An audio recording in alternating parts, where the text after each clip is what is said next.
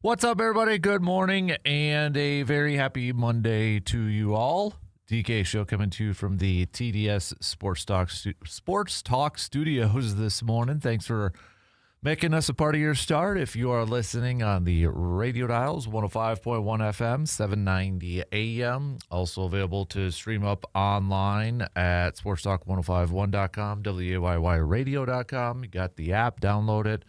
Take it on the go. We got your smart devices, your smart speakers, like your Alexa devices, and, of course, the video stream that is up and rolling right now on YouTube. Just search Man Cave TV. So, what do we have on our game plan for us this morning, recapping the past couple days from this past weekend? Well, we begin with the Crew, a fantastic weekend for the Brew Crew as they sweep the New York Yankees, a 3-game sweep for the Brewers. You go back to Friday night and a 6-0 win led by a fantastic performance from Jacob Misiorowski.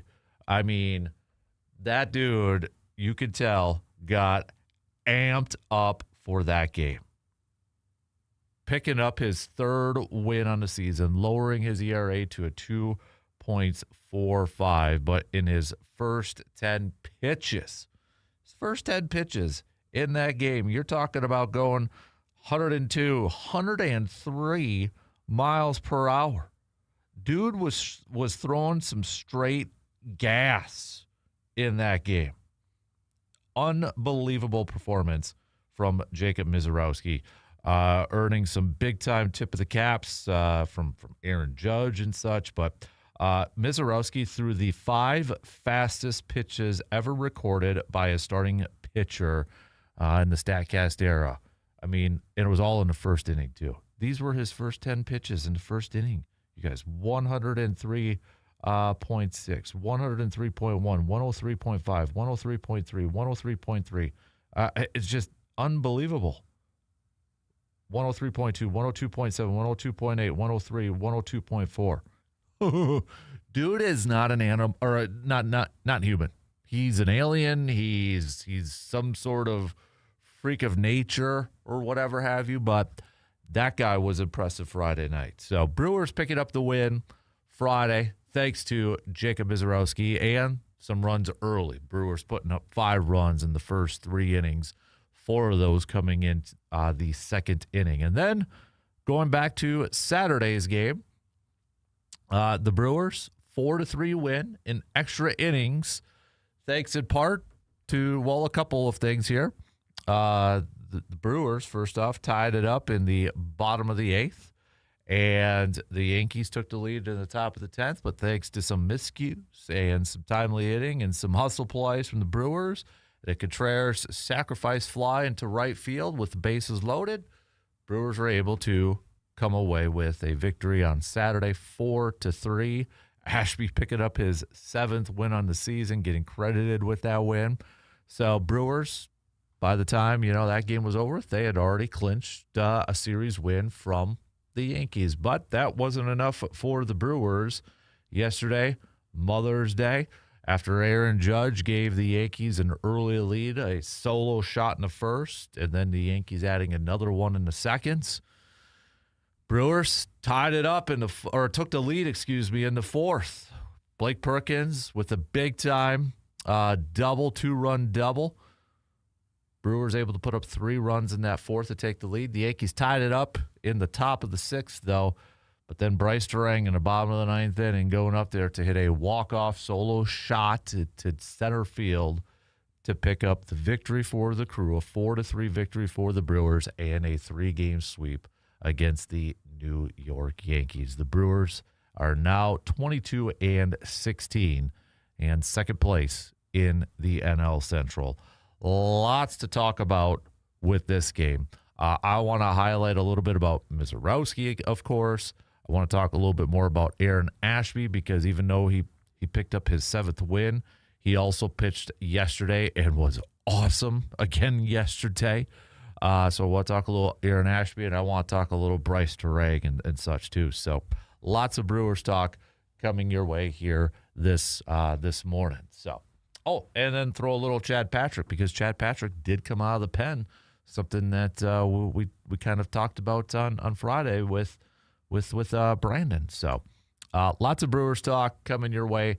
Packers, we'll throw a little green and gold chat in this morning too, because, Friday news dump. So much for a training camp preseason kicking battle between Brandon McManus and Trace Mack, because Packers releasing Brandon McManus. Now, I don't know. Maybe I haven't seen anything, and maybe I missed it, but I don't know if this was at the request of Brandon McManus's camp and agent and that. Sometimes that does happen when it may be kind of obvious that your replacement is on the roster and such, but, it sure kind of seems like it's Trace Mack's job to lose at this point. So Packers making that move to release McManus after giving him a $1 million bonus back in March. So, I don't know. Your thoughts, Packer? Would you have liked to have seen at least a competition in camp? We had this discussion, I think, a few years ago, didn't we, when the Packers brought in, with Anders, when they drafted Anders Carlson, right? They didn't have competition. And that was kind of a topic. That was a debate. Should they have brought in a veteran, maybe to provide some competition? And the Packers at that time did not. So here we are again. Packers with a rookie kicker. Yes, I know they got another one on the roster here too, but would you have liked to have maybe seen them hold on to McManus for a little bit of that competition? But again, maybe it was at the request of McManus and such. So, but we'll throw a little bit about that, because this week also, mark your calendars, Thursday, schedule release. Now, this week, I believe, leading up to it, if they kind of follow a similar timeline, we're going to have certain games being released like today, like big games and such, and then tomorrow, and then Wednesday, and then probably Thursday morning here too. So, but we'll keep you posted in case anything does happen to pop up, especially when it comes to Green Bay. I know there's some chatter and there's some rumors that maybe Green Bay is going to be playing in Paris this year, going up against the Saints. I've been seeing that talked quite a bit about yesterday, or in the past few days on social media and such. So, but we'll throw a little bit of that chat in there. Bucks, the NBA draft lottery, they get the 10th overall pick. So we'll kind of maybe go through some of the early mock drafts out there just to give you a little bit of a sense, an idea of maybe, who they could be targeting at that 10th pick. So we'll go through that. But Giannis is still in Milwaukee right now. Somebody on social media had posted up a picture of him at the Milwaukee Zoo this past weekend. And Giannis replying, because this person said, snapped a photo of Giannis at the Milwaukee Zoo saying, Giannis is here, not gonna bother the man or anything like that. And Giannis apparently saw the tweet and said, appreciate you, or something like that. So, I mean, Giannis is still in Milwaukee right now, still in town, whatever, if that means anything at this point in time. So, but hoops-wise, with the NBA playoffs continuing to roll along, the Timberwolves evened up their series against the Spurs last night at 2 games apiece. The Knicks have moved on. They swept the 76ers. So looking ahead to a little Stanley Cup hockey. Got a big game tonight for all of you Wild fans. They have a chance to tie up this series against Colorado. So we'll dabble into that a little bit here too. So it is Monday, so it also means it is a VFW post, 305 best and worst from the weekend. What was the best and what was the worst from the weekend? Got a feeling a lot of the best might be Brewers related, but if you got something else, or if you want to say that's yours, hey, do it. All right, send it on over. All right, so we'll do a little Glory Days, and then we'll do some local sports roundup brought to you by Carpet City Flooring Center with Justice Cleveland coming up in the 9 o'clock hour. I believe he's still planning on coming in, but nonetheless, we've got, this morning we'll find out if the Blue Gold softball team is going to be heading to the tournament. They did have an early exit in the WIAC tournament. Blue Gold baseball, They gave a big-time fight to Whitewater in the elimination game in the WIAC tournament, but fell by 1 run against Whitewater. So, but yeah, we'll kind of go through all that for our local sports roundup. But let's get things going here this morning. All right, we'll take our first break and then get the lead off. We'll talk some baseball, talk a little Brew Crew to open up things here. What a fantastic weekend. Fantastic weekend for the Brewers. Let's recap it and chat about some of the players who shined from this past weekend. All right, Brewers have the off day today before beginning a 3-game series against the Padres in Milwaukee starting tomorrow. So another big series against a tough opponent coming up here for the Brewers. We'll take our first break and talk some baseball coming up after these quick words.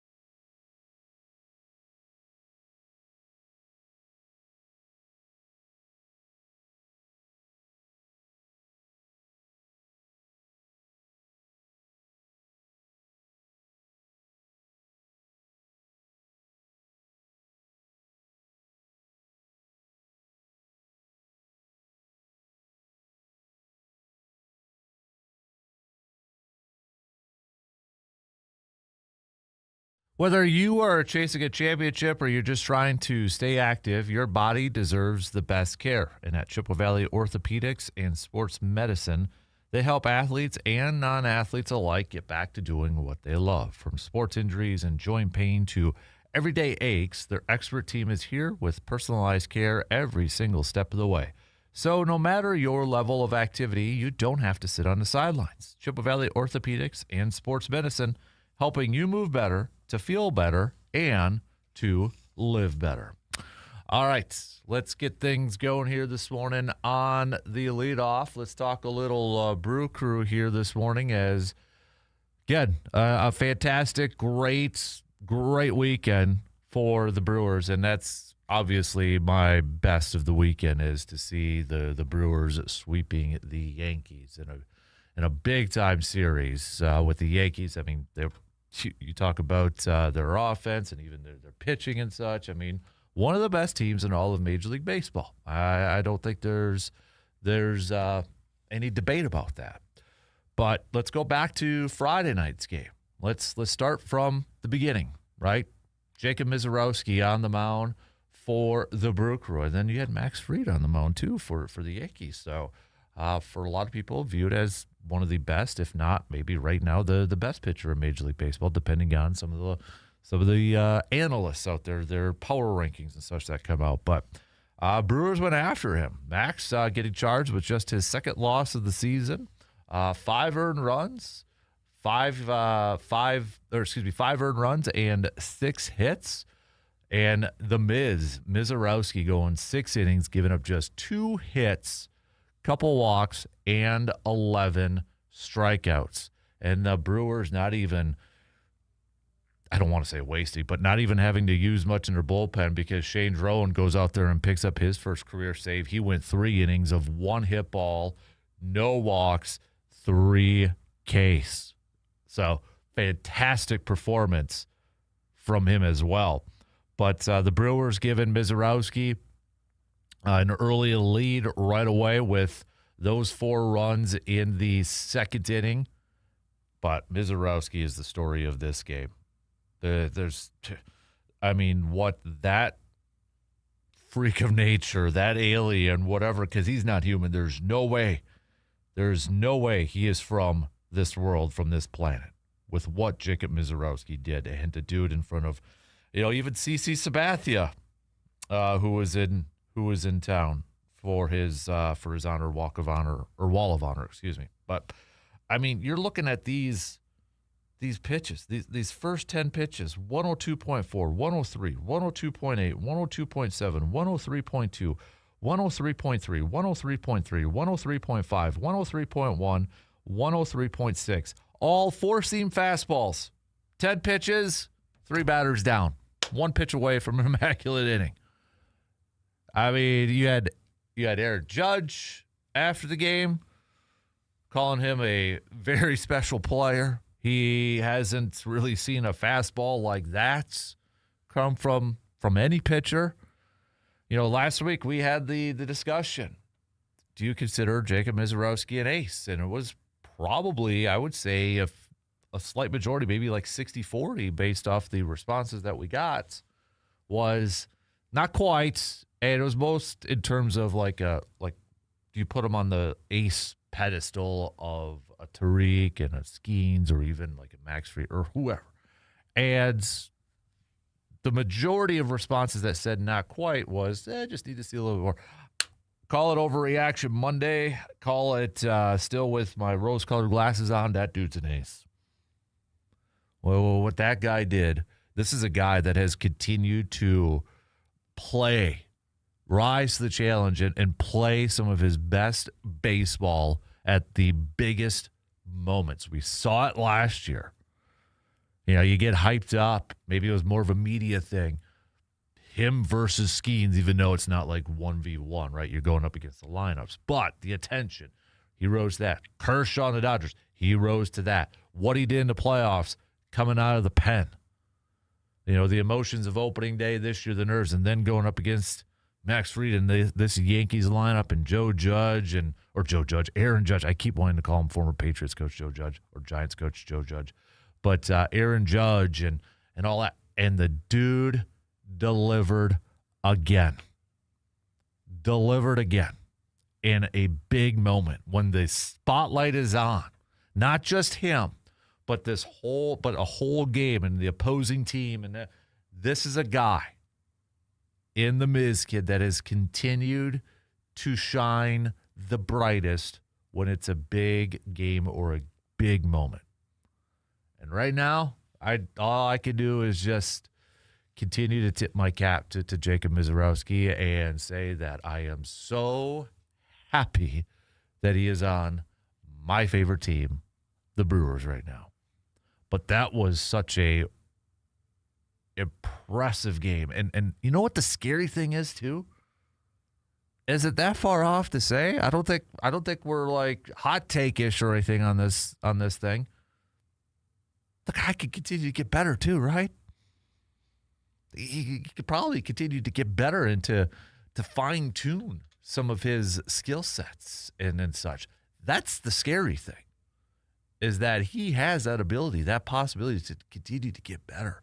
I mean, when you're throwing 103 miles per hour, then you go in mid-90s slider and such, he's got a lethal arsenal when the guy is on. And he's not going to be on every single time that he's out there. That's just not possible. But, man, if he's out there more times than not, and we see the type of performance that he had on Friday night, that dude is one special cat. And right now, heck yeah. Heck yeah, he's nice. You'd have to, like, put a bunch of padding on me to even try to step into that box to go up against Mizorowski. I'd be like Harry Rowan-Gardner from the movie Rookie of the Year when he's told to get a bat and go up there and you just barely inch in on the line outside of the batter's box. Yeah, that'd be my reaction, trying to go up into the box against Jacob Mizorowski. That dude is awesome. He is such a freak of nature in a good way, too. But, so they get the W to open up this series. Fantastic. Saturday, and then it was like Saturday and Sunday, it's the walk-off days. Well, let's do a little walk-off version. Well, we'll do it on Monday, or I'll do it on Saturday. A little bit of a different one in extra innings, too. Right? So, Brewers tying it up in the bottom of the eighth. And then was it the Terang slide into home to tie it up. And then Yankees took the lead in the top of the 10th, but the Brewers said, we ain't out of this thing. Took advantage of some miscues from the Yankees. Put the pressure. It was Murph ball, right? You're putting the pressure on the defense. You're putting the pressure on your infield. And with bases loaded and Contreras, Wild Bill up there, 1 out, sacrifice fly to right field. Luis Rengifo. I wish I could roll my R's. I can't. Then I could really say his name like the public address announcer at AmFam Field. But Luis slides home for the walk-off win on Saturday. You had Kyle Harrison going out there, 4 innings, 4 hits, 2 earned runs. But you know the dude who was awesome? Well, there was a couple dudes that were awesome in that game coming out of the pen. Chad Patrick came out of the pen. And it was something that we kind of talked a little bit about on Friday. Could this be the role with Chad Patrick as pitchers start to come back, like a Brandon Woodruff and such, and just kind of seeing how Chad Patrick has performed in the starting role this year and seeing what he did last year in the postseason coming out of the pen. Kind of wondered, when Brandon was in, threw out the idea of like, maybe this is a role. Now, Pat Murphy, for what it's worth after the game, said nothing is set in stone yet about whether this is going to be the role for Chad Patrick going forward. But you look at what he did coming in for Harrison. He went 3 innings, giving up 2 hits, issued 1 walk, no earned runs, struck out 5. Chad Patrick just looked a lot more comfortable. He looked like the Chad Patrick that we saw coming out of the pen in the postseason last year. It's hard to not, right now, given what we've seen, to see like maybe this is a guy that's better suited coming out of the pen right now. Whatever helps this team right now and whatever helps Chad Patrick perform at a high level, That's what they've got to decide, and that's what they've got to figure out. And if that's coming out of the pen, come out of the pen. And then Aaron Ashby afterwards, picking up his 7th win. DL Hall had an inning in there, but Ashby going the final 2 innings. 1 hit, 1 run, wasn't earned. Runner on second, struck out 3. I'm going to get back to Ashby here in a second too. But then, of course, the walk-off sac fly from Contreras. So, Brewers, they get the series win. Coming into Mother's Day, and we know the Brewers have a little bit of a history when it comes to Mother's Day games, whether it's Freddie Peralta making his debut and striking out 10, or Billy Hall with the home run. Well, 20 years later, it was Bryce Terang with the walk-off home run. Terang, bottom of the 9th, solo shot to center field to give the Brewers a 4-3 victory. And this was after Aaron Judge, solo shot in the first to give the Yankees an early 1-0 lead. Then you had Jones, the rookie, Spencer Jones picking up his first career RBI in the second. Yankees out to a 2-0 lead. But the Brewers taking advantage of Carlos Rodon, maybe since this was his debut, a little rusty, a little off, had some issues with the walks. Was for a while there not throwing a no-hitter, but had issues with walks. And that really came to bite him in the butt in the bottom of the 4th. He had the bases loaded, sac fly or a sacrifice hit to get 1 run in, and then Blake Perkins, who's called up because of Lockridge getting hurt on Friday night with that scary crash into the wall, and apparently I say this just because it looked like it could have been a lot worse, a deep laceration to his knee. So luckily he didn't break anything. But Blake Perkins with a big AB, a 2-run double to give the Brewers the lead. Yankees tied it up in the 6th, though, and then they get to that bottom of the 9th, and Bryce Terang hits that solo shot. His 6th home run of the year.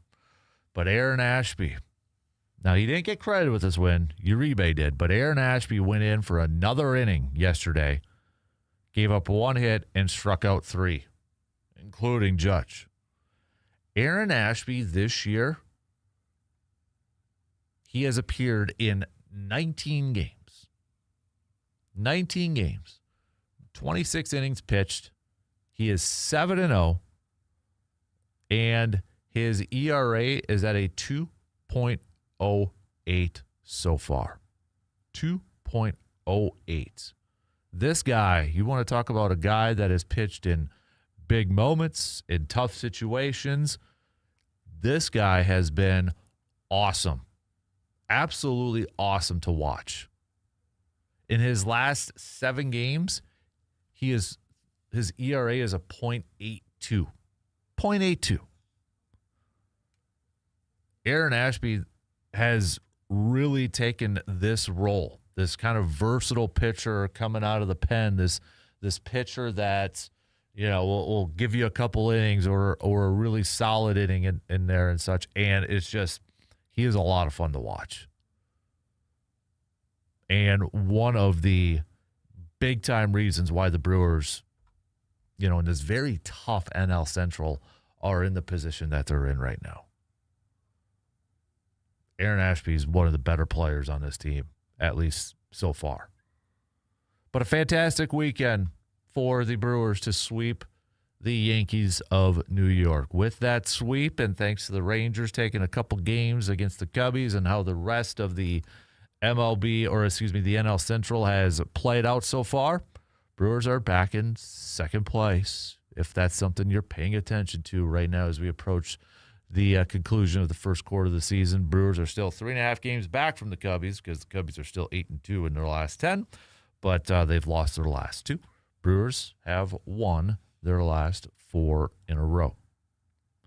Cardinals right behind them, though, at 23-17. So, NL Central, none of these teams are going to be in action until tomorrow. The Cubbies are going to be taking on the Athletics. As we mentioned, the Brewers will be at home, taking on the Padres. The Cubbies taking on the Braves. The Cardinals taking on the Athletics. And the Pirates taking on Colorado. Cincinnati takes on Washington. We got to take a quick break. Plenty more baseball talk coming your way in this first hour. What stood out to you? If you had to pick maybe one thing from this past weekend from this Brewers game, if you had a game ball, all right, I know we kind of usually do this during the football season, but if you had to hand a game ball to somebody, is it Terang? Is it Contreras? Is it Mizorowski? Is it Aaron Ashby? Yeah, if you had to give one game ball, just one, to somebody, who would it be? Hit me up with your text on that Shoe Doctors bullpen line, 715-830-1912, or hit us up on the Section 105 chats. So let's take a quick break, and we'll be back after these quick words.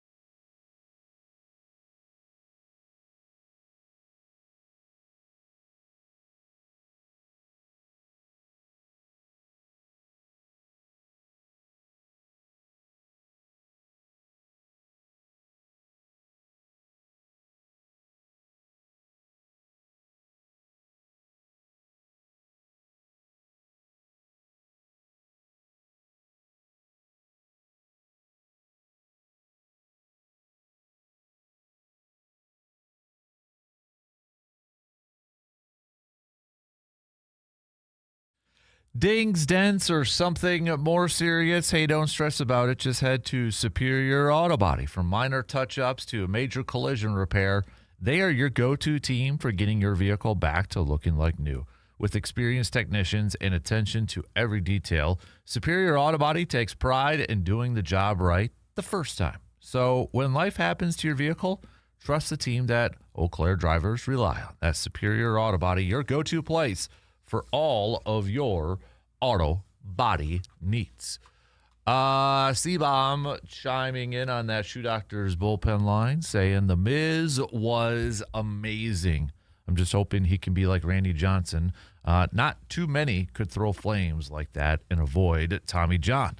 What a weekend for the crew. Mother's Day weekend is when we are done saying it's early. We should have an idea of what we got, and we just owned the Yankees. There's a lot of season left, but this team can play with anyone.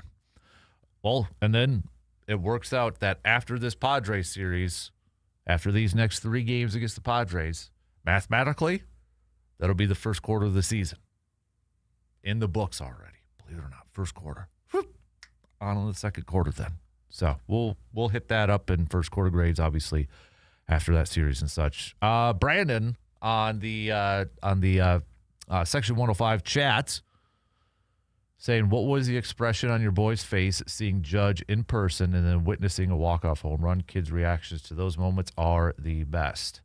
Yeah, it was honestly, it was kind of a busy weekend for him, so he was pretty exhausted towards the end. We had baseball evals, and we were at the ballpark 3 days, this Friday, Saturday, and Sunday. Sunday actually obviously being at AmFam, but then, Friday nights, ball, Saturday, ball, tonight, ball game. So, but no, the Judge one was, obviously right away, and he wanted me to take a picture of Judge, so I did, and it was like, got a picture of him in the batter's box. As soon as I hit click, got the picture, boom, he hits a home run. So it's just, yeah, he was I think more in awe of the size of Aaron Judge and just seeing him in person and how much he just towers over everybody. It's unbelievable. But anybody who knows Hudson, so like C-Bob knows Hudson and such, and he's a very quiet kid. That kid, compared to going to Lambeau Field or to a basketball game, he is a chattermouth at a baseball game. And this soon-to-be 9-year-old was just giving the Yankees the business. Judge is one of his favorite players, but he is a Brewers fan through and through. Contreras and Churio are his top 2 favorite players. But he was just giving the Yankees the business, even giving Judge the business when Judge tried stealing that one base. So that was, anybody who knows Huts, it was kind of funny to hear him chatter and doing that. But no, it was good. It was a fun weekend and such. Obviously, we're still it's been a lot of baseball here as of late for our household, and it will continue for the next few weeks here too. So, but no, it was a great game. Got to see some run into some friends and such. His godfather and that too. So it was overall a good weekend. There's something about, I know I've said this before, but I love going to Lambeau. Lambeau Field is one of my favorite places in the entire world. You just walk in that stadium, and I still get goosebumps. I still get jacked up. There's just something that's a lot more relaxing and comfortable just going to a ball game, going to a baseball game. Just, you know what I mean? Just sitting back and, just kind of walking up a little bit of the stairs to grab a beverage or something. It's just, I don't know. It's just, I love going to a baseball game. Everybody says there's never a bad day on the golf course. I feel like there's not a bad day just going to a ballpark. I don't care if it's Carson Park or American Family Field or Target Field. I love going to a baseball game. So, but Bryce Terang yesterday, his 6th home run of the season, walk-off fashion. You look at the season that Bryce Terang has had. I have a declaration to make about Bryce Terang too. And for whatever reason, before that home run, I was just really watching. So our seats were first base line, closer to first base, but between first base and in right field, but right direct line in Bryce Terang. And I just made it a point to just kind of watch Bryce Terang. How he was in the field and such, and that. I don't know why, but I just want to watch Bryce Terang a little bit more. And you look at the numbers, and we've talked about it at length.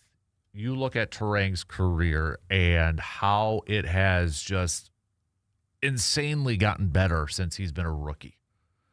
It's remarkable to see the path that he just continues to go on. And so far this year, hitting 298. His on base is a 422. He is slugging 511. His OPS is a 934. We know about the defense. That has never been an issue, but what he's doing offensively now is just, it's awesome. And watching that guy and his mannerisms and such, I'm ready to make this declaration. He is now officially a part of the GOAT Club along with Sal Frelick in terms of my favorite ball players, Sal Frelick and Bryce Terang. I love how he goes about his business. I don't know why. It's just these players that, I was thinking about this yesterday too, and maybe kind of do like an informal poll, but is it true or false? When you talk about like players, it feels like Major League Baseball, not everybody, because there's a few, but it feels like majority-wise, when you talk about like some of the best players, the star players, Major League Baseball and the NHL maybe have fewer me players. You know what I mean? Because you look at like an Aaron Judge. He's on the Yankees. I don't want to like him, but I like how he goes about his business. He's so professional. Home run. Remember the home run a couple years ago, the home run chase? Head down, runs around the bases. Just, I don't want to like him because he's with the Yankees, but I like him. It's the same with like Paul Skeens. He's with the Pirates, but you have these star players that are just not about me and Ohtani, for crying out loud. And Bryce Terang is just like that too. He just seems like this. I mean, for crying out loud, when you listen to his walk-up songs too, it's like this is me in the '90s. But he seems like a calm, cool, collected, quiet dude that just goes out there and plays baseball. And I love that mentality. I mean, the guy goes 100 miles per hour like a Sal Frelick. Maybe I'm just getting, maybe at my age and how old I'm getting now, but I'm gravitating towards these players that just go out there and play. And, they don't have the biggest star power. But just watching Terang and how he goes about his business and just how he continues to elevate his game and continue to get better and better is so cool to see. It's so awesome to see. And it was a lot of fun watching it. Before the home run, it was a lot of fun watching that game, or watching Bryce Terang yesterday.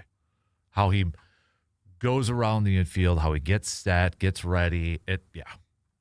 Just a fun baseball player to watch. Like, if you have a kiddo that, just have him watch Bryce Terang. And it kills me to say this, but because he's a Yankee, but mad respect for a guy like Aaron Judge too. I think baseball and the NHL have fewer look at me type players. Not everybody's like that. I get that.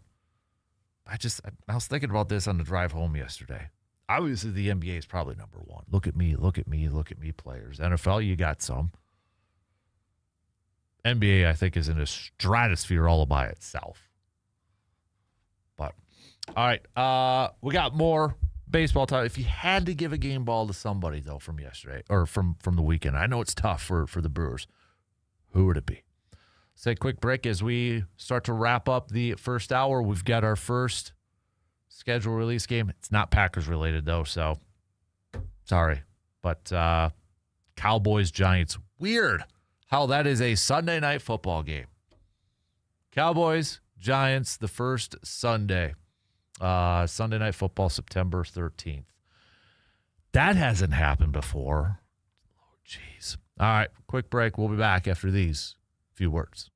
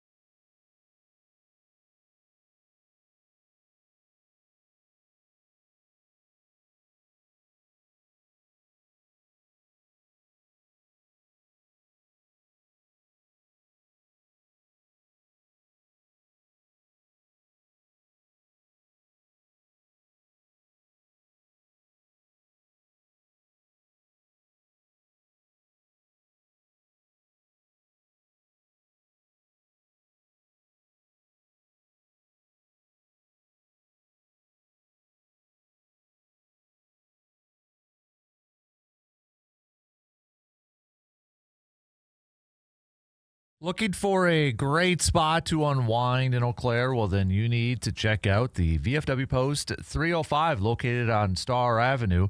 Take in the view from their gorgeous back patio. It's one of the best in town, guys. Whether you are meeting some friends, enjoying a cold drink, or just soaking up a summer evening, this is the place to be. With live bands, fun events, and something happening all the time, there's always a reason to stop on by. VFW Post 305, great views, great vibes right here in Eau Claire.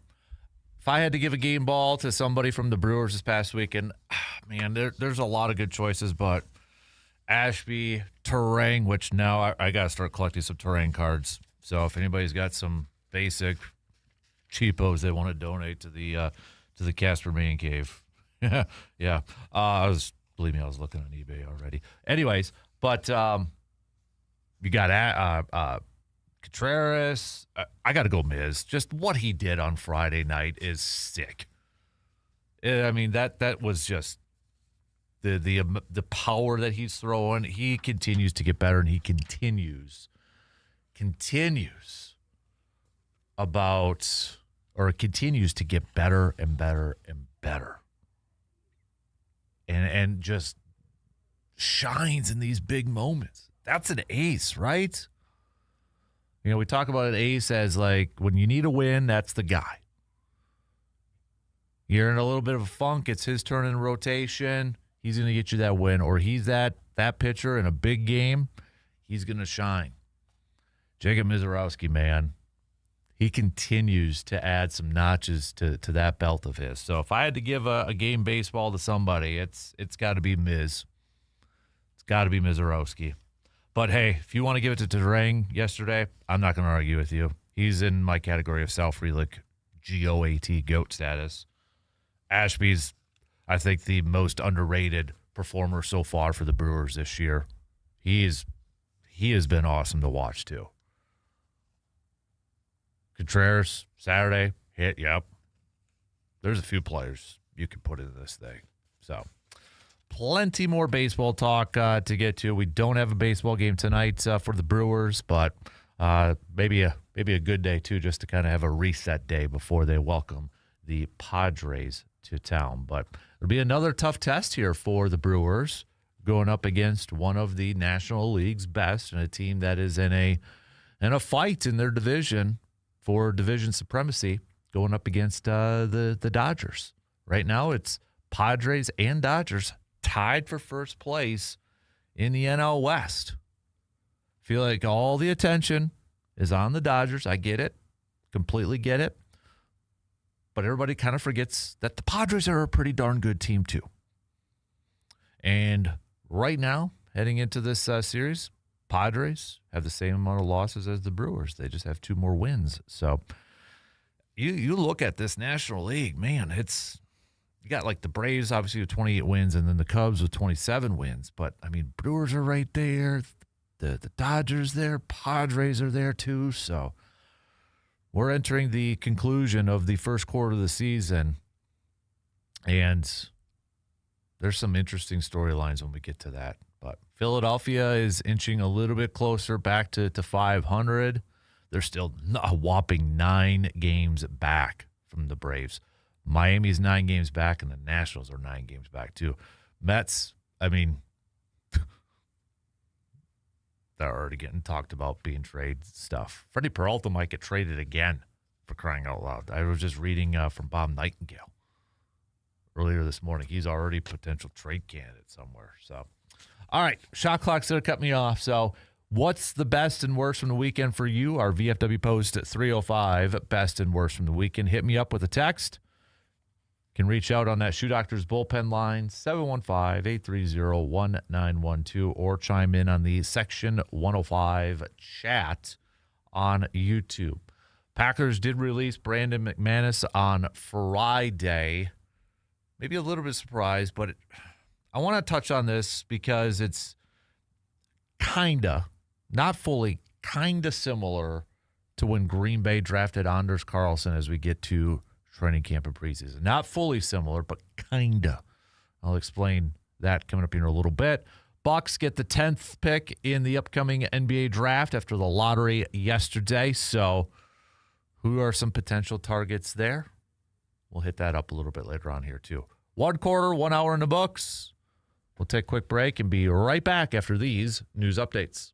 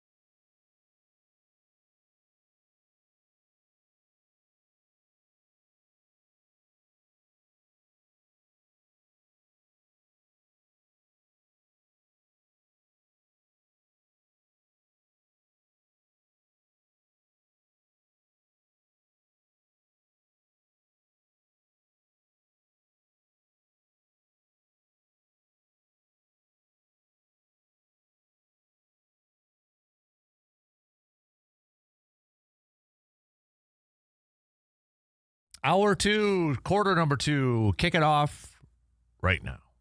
Thanks for making us a part of your starts on this Monday morning. Hopefully you all had a fantastic weekend. We spent the first hour talking all baseball, talking all Brewers after a great weekend for the Brew Crew, sweeping the Yankees. Miz was amazing Friday night. Walk-off edition, both Saturday and Sunday. Sacrifice fly on Saturday by Contreras, and then a home run by Bryce Terang yesterday. So, but yeah, we'll get back to some more baseball talk for sure. If you had to give a game ball to somebody from the Brewers this past weekend, I'm gonna hold you to one. Okay, just one. Who you giving it to? All right, who you giving it to? So we got that. Continue to send me your VFW post 305 best and worst from the weekend. All right, you can hit me up on that Shoe Doctor's bullpen line with a quick text at 715-830-1912, or you can chime in on the Section 105 chat room on our YouTube live video stream. I want to open up this hour. We did have a little bit of a Friday news dump by the Green Bay Packers. Packers releasing Brandon McManus. And the Packers have apparently designated this as a post-June 1st designation, which will save the Packers more money on the salary cap in 2026. But it does push some of the dead money to the 2027.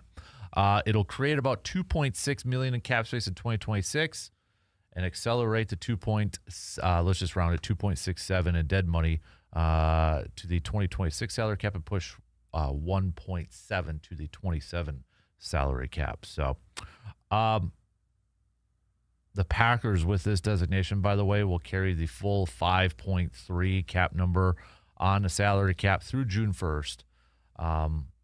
But without it, the Packers would have immediately created about 4.3 in dead money on the 2026 cap. So,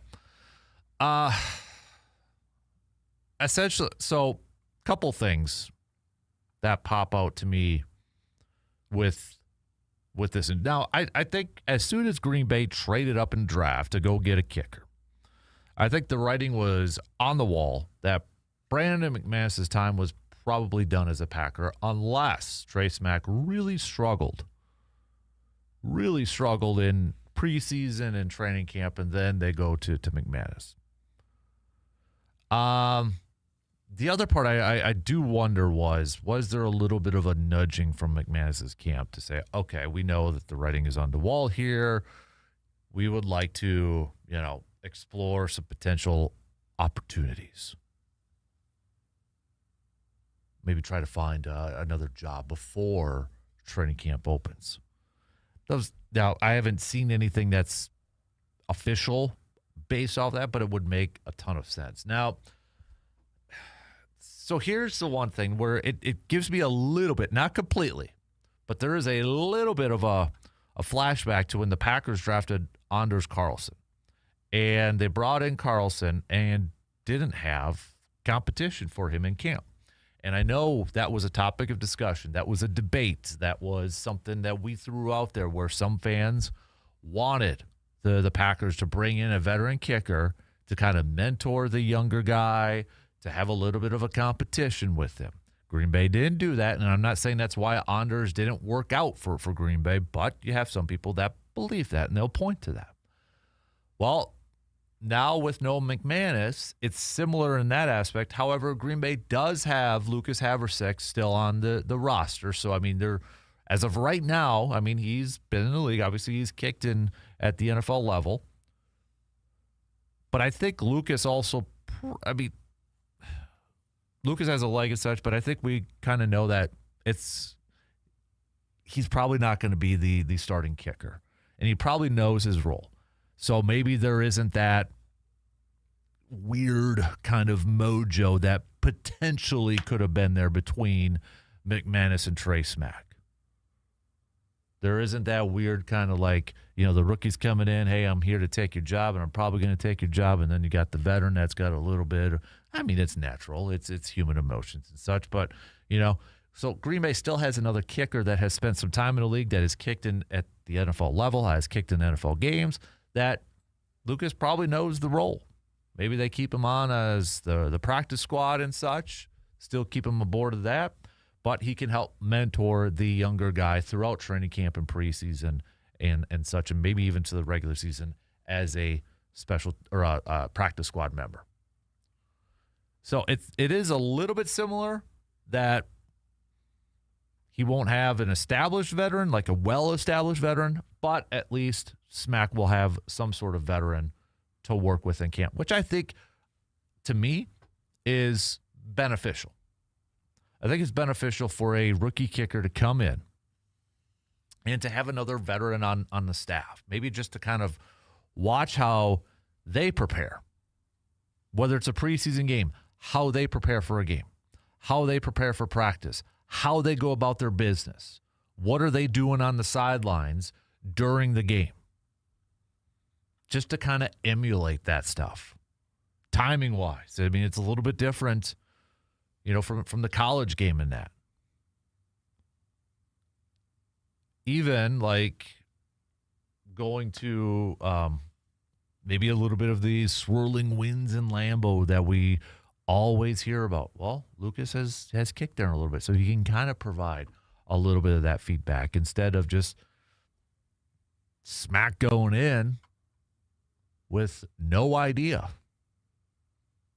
So I get it. I totally get it that, okay, you're moving on from McManus. We already kind of knew the writing was on the wall, but at least Green Bay has another kicker on the roster that has spent some time in Green Bay, that has kicked at the NFL level, that can provide a little bit of that veteran mentorship. Because I do think that's beneficial for somebody like Trey Smack.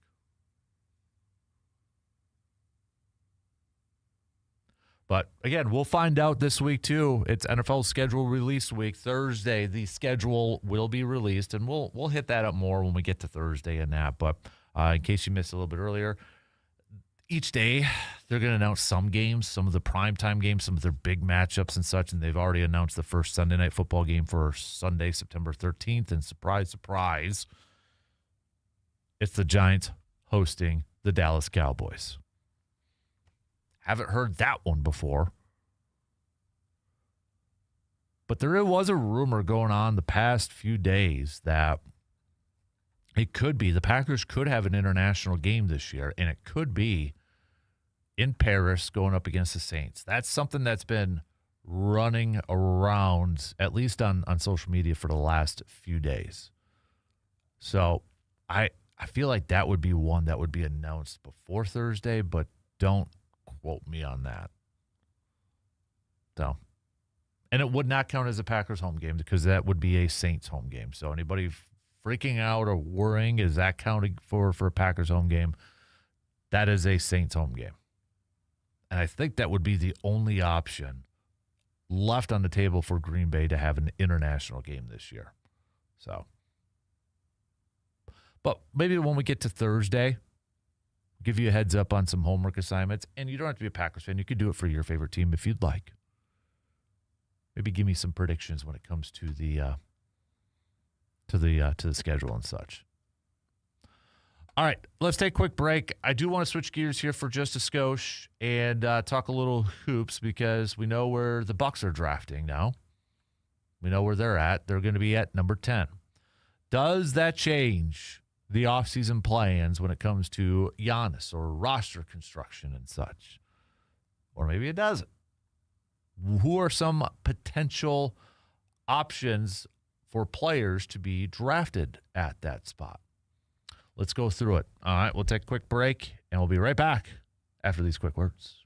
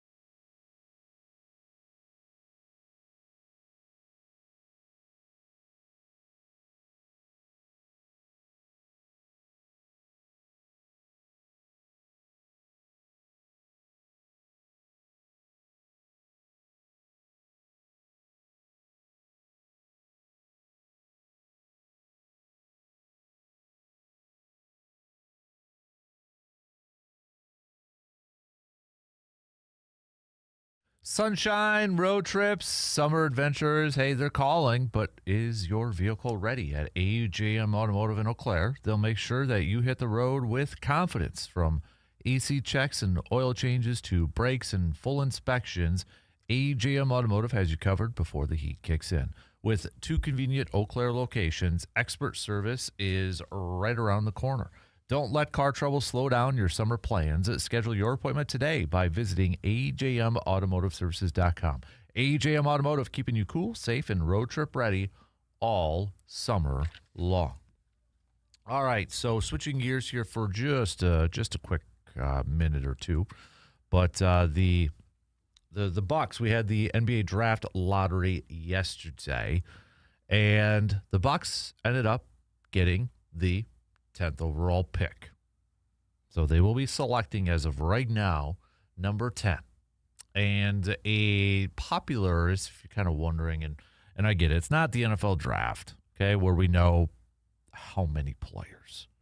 Okay, I get it. I totally understand it. And I'm in the same boat as a lot of you. So, but I did kind of like, okay, so who's a potential option for the Bucks at that spot? Give me some breakdowns, NBA draft peeps out there, and a name that keeps popping up for the Bucks at number 10 is Nate Amends from Tennessee. You're talking about a 6'10" player, forward. It says, I'm just reading a little bit from ESPN. So I've seen ESPN mock that. I've seen Yahoo Sports mock this player. But says the Bucks desperately need backcourt help, but should be thinking best available considering the uncertainty around the team's trajectory and with ownership wanting clarity on Giannis's future by draft night. While they don't control their own picks over the next few seasons, they could still be operating with a longer view if they opt to part ways with their franchise player. While Nate's stock has slipped from early top 5 projection, he had productive stretches this season within a tricky team context and has room to help himself in workouts. Although scouts are split on whether he has star potential or projects better as a long-term supporting player, there is still plenty of intrigue around him in the lottery. As a tall, skilled player with shot-making upside, he fits a player archetype that teams often love to swing on. As Milwaukee considers a post-Giannis future, a malleable upside swing such as Nate could be a fit. So that is a guy, that is a player that I've seen mocked a few times to the Bucks. Now CBS Sports has the same one. So I mean, he is a very, very, very popular pick. The biggest thing that kind of seems to be projected out there is maybe a boomer bust type of pick. He's got a ton of potential. As they mentioned, thought of formerly as a top 5 lottery pick, but has gone down a little bit. Kind of, as CBS Sports here says, a polarizing prospect with a wide range of outcomes on draft night. He's a late-blooming 6'10" combo forward who is fluid, has touch and skill, inconsistent, needs to get stronger. So, the thing is, too, I think when it comes to the Bucks, looking at some potential mock drafts might be pointless until we figure out the Giannis situation. Until we finally find out what is the Giannis situation. Because that is going to determine, I think, a lot of these picks. Now, if Giannis stays, do they draft Nate? Maybe they still do. But maybe they don't.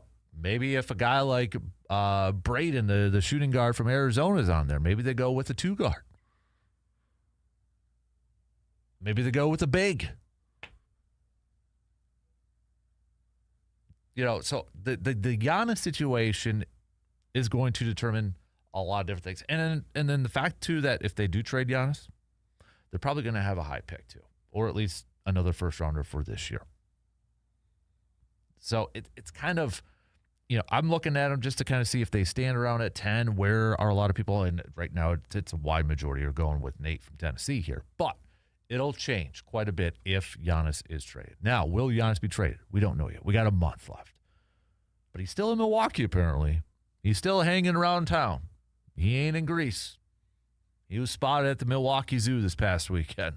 So he's still in town. Does that mean anything in terms of working something out with ownership and the front office? That I don't know. It is Giannis watch, so I get it. There is a lot of wondering and speculation and, well, if he's around town, does that mean that they're working on a trade, or is he, working on maybe a new deal that will be announced in October? And I don't know. Maybe or maybe not. Okay? Who knows at this point? It's pretty tight-lipped. And I don't even know if his kids are school age right now, but I know they started off the season as Greek. So I don't even know. But we'll find out by next month. We'll find out sooner rather than later. The NBA playoffs continue to roll along, and the T-Wolves picked up a nice win yesterday. A big win to even up that series against the Spurs. Victor Wembanyama got ejected, tossed, but 114-109 victory to even up that series at 2 apiece. The Knicks cruised to a sweep over the 76ers, so the 76ers taking down Boston, but then they get swept by the New York Knickerbockers. So the Knicks, they're going to have a little bit of a breather here because even though we've got a Detroit and Cleveland game tonight, nobody's going to be moving on. Detroit does lead that series at 2-1, but Knicks might be a little well-rested before they play game 1 of their Eastern Conference Finals. Now, OKC, they could also be moving on here. They're up 3-0 in their series against the Lakers, and that game is also on the docket for tonight. So if OKC wins, they will move on to the Western Conference Finals, where they will play the winner between Minnesota and San Antonio. Stanley Cup playoffs are also going on. And yesterday we had a couple games, Buffalo and Montreal. Montreal leads that series right now 2-1 after Montreal picked up a 6-2 victory yesterday. The Golden Knights and Anaheim, the Ducks. Anaheim picking up a 4-3 victory to tie up that series at 2 apiece. We only got one game tonight, but it's a big one for a lot of fans in our area, in our listening area. The Wild, they're back at home taking on Colorado. They're looking to even up this series. Colorado still holds a 2-1 series lead, but Minnesota could tie it up with a win tonight. Can they do it? We shall see. But, all right. We got to take a quick break here in just a few minutes. Send me your best and worst, your VFW Post 305, best and worst from the weekend. C-Bon's got an interesting question. Dallas, Atlanta, Minnesota home games. Are you talking Green Bay home games now? Dallas, Atlanta, Minnesota home games. Which of those three would you want to see in December?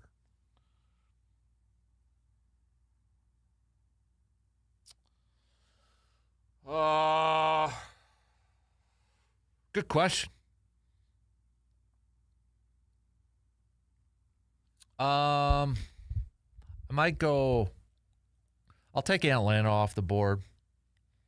If Atlanta's early on in the season, you got a new coaching staff coming in, and I know Kevin Stefanski's got head coaching experience and such, but maybe a little bit of an adjustment period. So I'll take Atlanta off.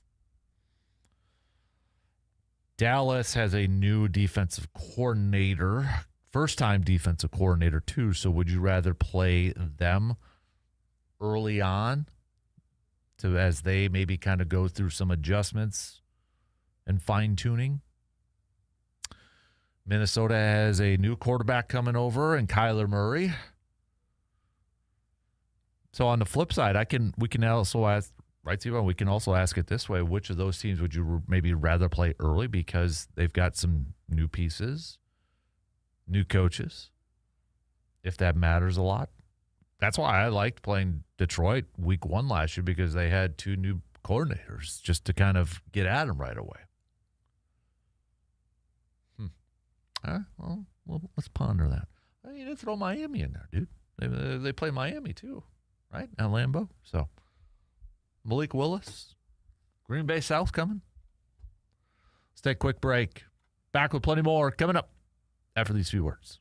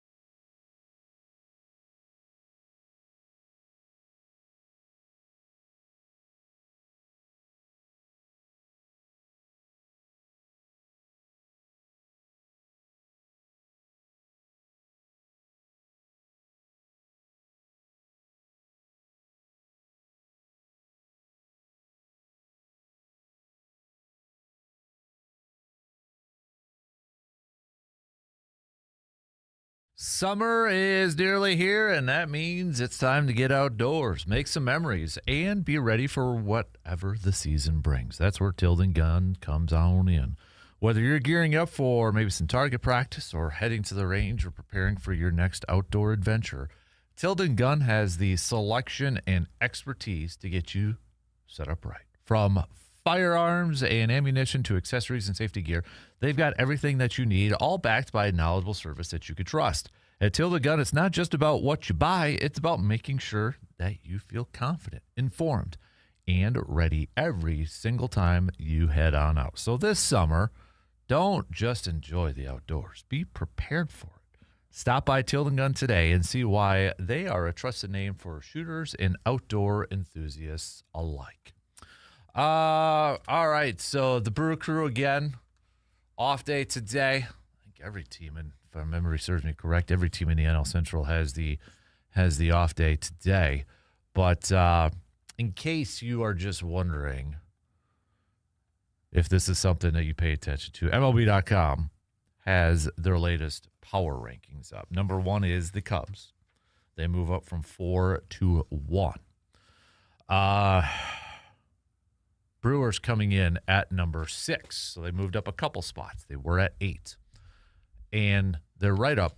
One really can't talk enough about what Jacob Misiorowski was able to do in his first start against the Yankees this weekend. He struck out 11, topped out at a sizzling 103.6 while throwing the 7 fastest fastballs for a starter in the pitch tracking area and was this close. 1 pitch away from an immaculate inning. I kept looking up at the velo after every pitch as he got deep, Sal Frelick said. I couldn't believe it. The thing is, too, I think there's this assumption, and I think it's a very safe assumption, he's going to continue to get better and better and better. I mean, this guy is sick. He's not human. It's like Rocky IV almost. But it's the opposite. Like when Duke is telling Rocky, you see, he's not a machine. He's a man. Jacob Misiorowski's a machine, though, right now. I mean, he's an alien. He is a whatever you want to call it. Mutant. It's just, wow, that unbelievable. Unbelievable. And you look at this team. Jacob Misiorowski, Bryce Terang, Wild Bill Contreras, Jackson Chirio, Christian Yelich when he comes back. This is, again, I think, and I know we're just a couple days away from the conclusion of just the first quarter, and there's a lot of baseball left to be played. I understand that. But, man, this is a dangerous team again. It's a team that is, okay, you look at the Yankees this past weekend, a lot of star players, right? A lot of name players, a lot of good players, a lot of good all across the board, pitching, offense. They hit a ton of home runs and such. And then you just have this Brewers team. I don't want to call them misfits because I think they're just kind of maybe some underappreciated stars. Bryce Terang, even though he was on Team USA at the World Baseball Classic and, he balled out and he was awesome. Right now, he's probably not the starter in the All-Star game if we want to get way ahead of ourselves. It's probably Nico Horner. Why? Nico Horner is a really good player too. Okay, this is not taking anything away from Nico Horner at all. And if you want to say that Nico Horner is having a better season than Terang, go for it. But I'll just say right now he's hitting 278, 4 home runs, and 28 RBIs. But he plays for the Cubbies, and he's got a big contract, so he's already got the name power. He's got the star power there. But put some dang respect on Bryce Terang's name. I'm talking to the national peeps out there, all right? Put some dang respect on Mr. Bryce Terang and what he is able to do and what he is able to provide. This guy is so much fun to watch. And again, he has now moved into Sal Frelick territory for me as my favorite ball player to watch because of how they go about their business, how they play the game. Not all showboaty, me. I mean, Bryce Terang just looks like this calm, cool, collected guy.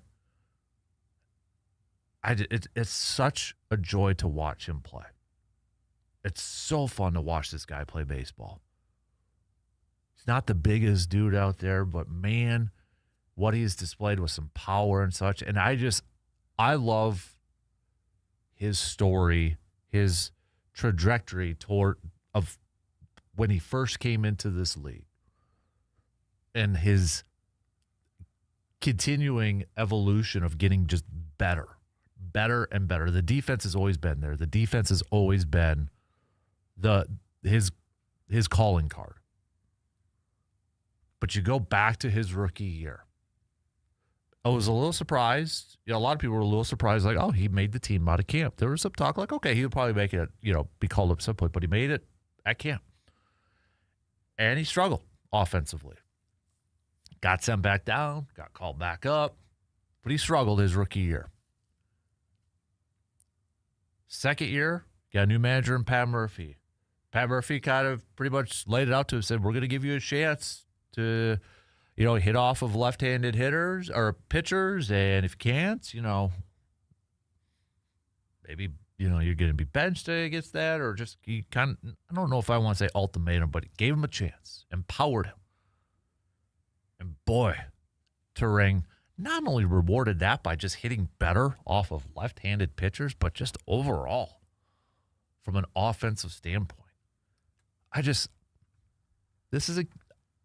I think the ultimate compliment that you can give any athlete, especially a pro athlete, I think any time that you can say to your kid or to younger kids, watch that guy play, that to me is one of the ultimate compliments that I think any athlete can get, is if somebody tells a bunch of kids, watch that guy play. Watch how he does this. Watch how he goes about his business. Watch how he handles himself, or however you want to phrase it. I love watching Bryce Terang play. I love watching Sal Frelick play. Two dudes that are going to go I know this is one of the phrases that kind of bugs me in the world of sports, that, give it 100%. Gets overdone, overplayed, and all that. But you don't have to worry about that with those two guys.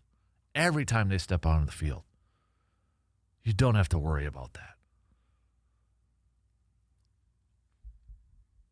And I don't want to get into a debate or a topic. I saw somebody kind of floating this out on social media yesterday. Is Terang the most irreplaceable player on this roster right now? And I don't think for a team like the Brewers, that's almost an impossible one.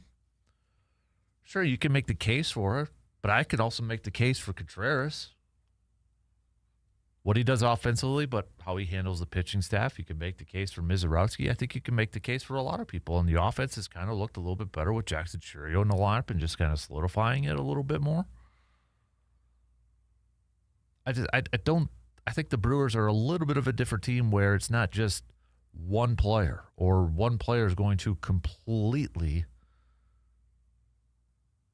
turn this thing on its, upside down on its head. It's a fun team to watch again this year. And a lot of that credit goes to the players, but a lot of that credit goes to Matt Arnold and Pat Murphy. And Pat Murphy will be the first one to tell you it's not him. It's the players. But he gives these players, he empowers them. And I remember Craig Counsell made a quote. I think it was his first year with the Cubs. And that might have been leading up to their first matchup. But, Counsell gave Murphy a lot of credit in terms of, players and developing that. And he name dropped Bryce Terang as being that example. So one has to wonder,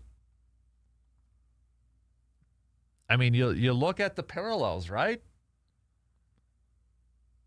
How much has Pat Murphy meant to Bryce Terang's resurgence or surgence from the offensive side of things?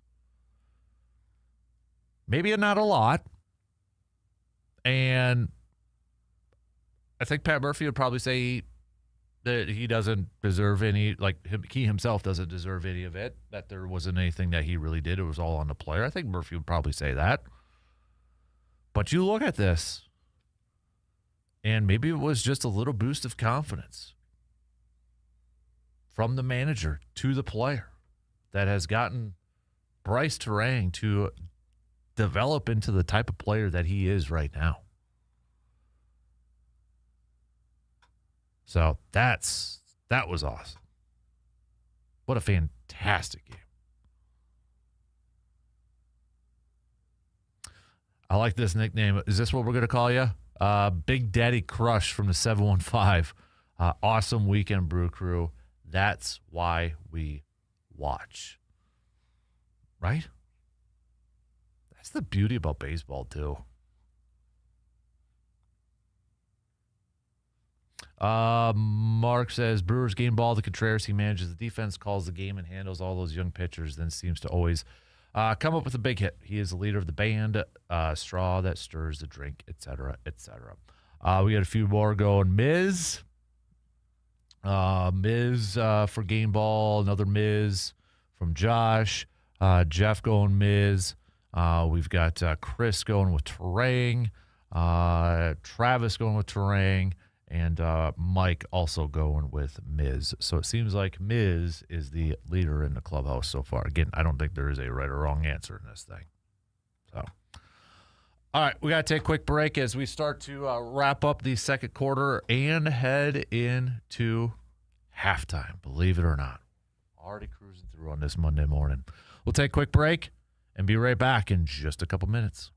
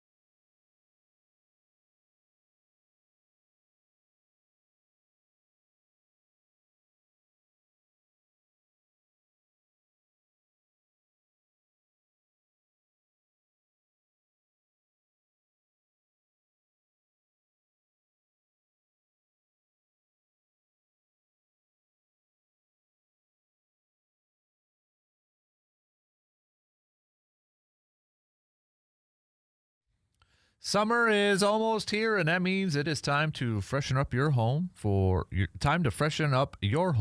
ground up with the help from our good friends at Carpet City Flooring Center in Eau Claire.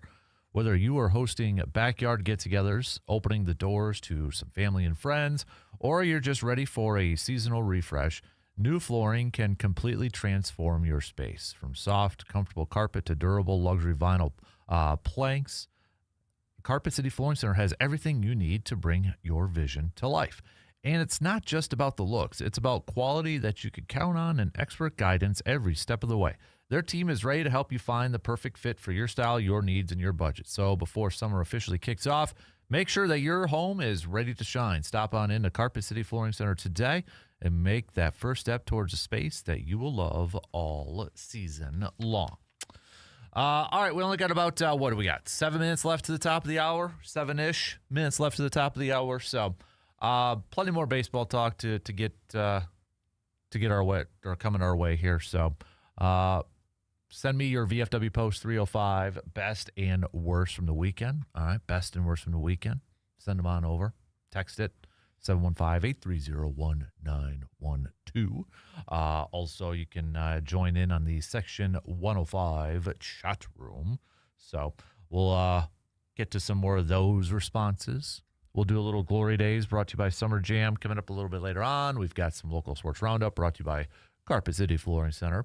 I know just in a couple of hours, we'll find out if the Blue Gold softball team will be making the national tournament. So another best of the weekend, too. I'll throw this out there. Speaking of softball, how about Badger women's softball making the national tournament Division I first time since 2022? So shout out to the Badger women's softball team getting back to the big dance. So that's another best of the weekend, too. So trying to think what would be like the worst from the weekend. I guess if you're maybe a diehard Bucks fan that you're hoping for a little bit of a higher pick in the draft lottery, maybe odds weren't that great anyways, but maybe that's where we're at. So, but if you got something, send it on over. All right, send it on over. But we'll get back to a little more football talk. Brandon McManus is out.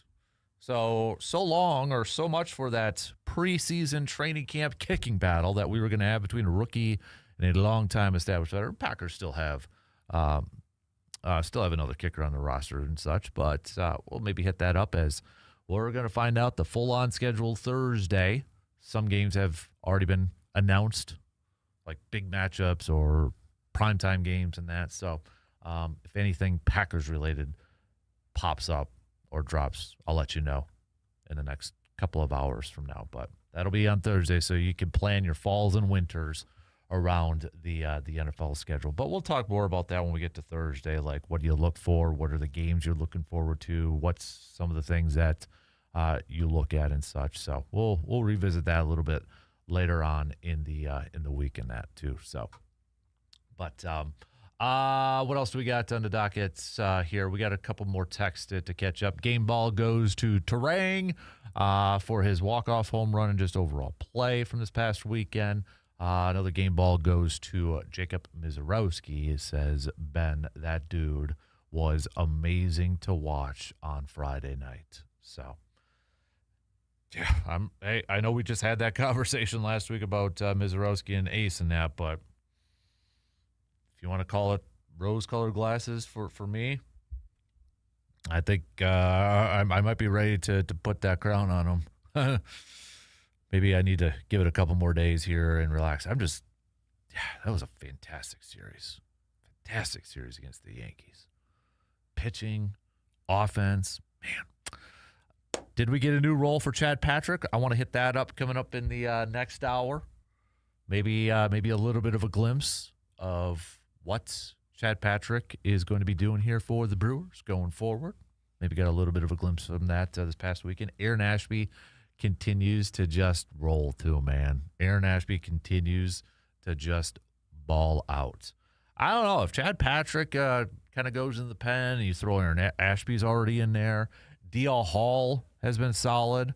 I don't know what the plan is for Jared Koenig, whatever he does come back, but I mean, you got some guys in there in that pen that can give you a couple of innings and go back-to-back days and such that, man, that gives you some versatility and such. I mean, Druin getting the 3-inning save too. I mean, there's some uniqueness. I don't know if that's the right word to describe it. Some great versatility with this Brewers bullpen. So I want to talk a little bit about this pen coming up in the next hour here too, because, man, they kind of get overshadowed a little bit because of the likes of a Mizorowski or a Kyle Harrison and some of the other starters. But, man, there's some dudes. There is some legit dudes in this Brewers bullpen that I think if you hand the ball to them with a lead, it's going to be very hard to come by opposing teams to get those W's. Won't be perfect. It's not going to be 100% perfect. Nothing ever is, but some of those guys deserve our tip of the caps too for the performances that they've been putting up. So, but again, we'll hit that up coming up in the next hour. Hey, don't forget, sign up now, your two-person team for the Kasper Classic. I got to update the spots for our 10 a.m. team, but we're getting really close to closing down the 10 a.m. tee time slot. We still have some availability for the 7:30 tee time slots and the 1 p.m. tee time slot. So if you want to get your two-person team in, August 7th, all right, Friday, August 7th at Lake Helly Golf Course, make sure you get your team signed up to participate, to partake in that thing. All right, if you're interested in maybe being a whole sponsor or maybe even donating something for a raffle prize, because all proceeds go to Backyard Dreams, reach out. We'll put you in touch with the people that you should be chatting with. So, but big thanks to Modern Construction, Hy-Vee, VFW Post 305, Window World, Superior Auto Body for already signing up to be partners for our 6th annual Kasper Classic. Already the 6th annual. Can you believe it? Man. So, all right, Shot Clock's going to cut me off here in a few seconds. So it is halftime. We've got some news updates, and we'll be back to kick off the third hour in just a couple minutes. We'll get back to some more baseball talk and throw a little football talk and some hoops talk in there too. We'll be right back in just a couple minutes.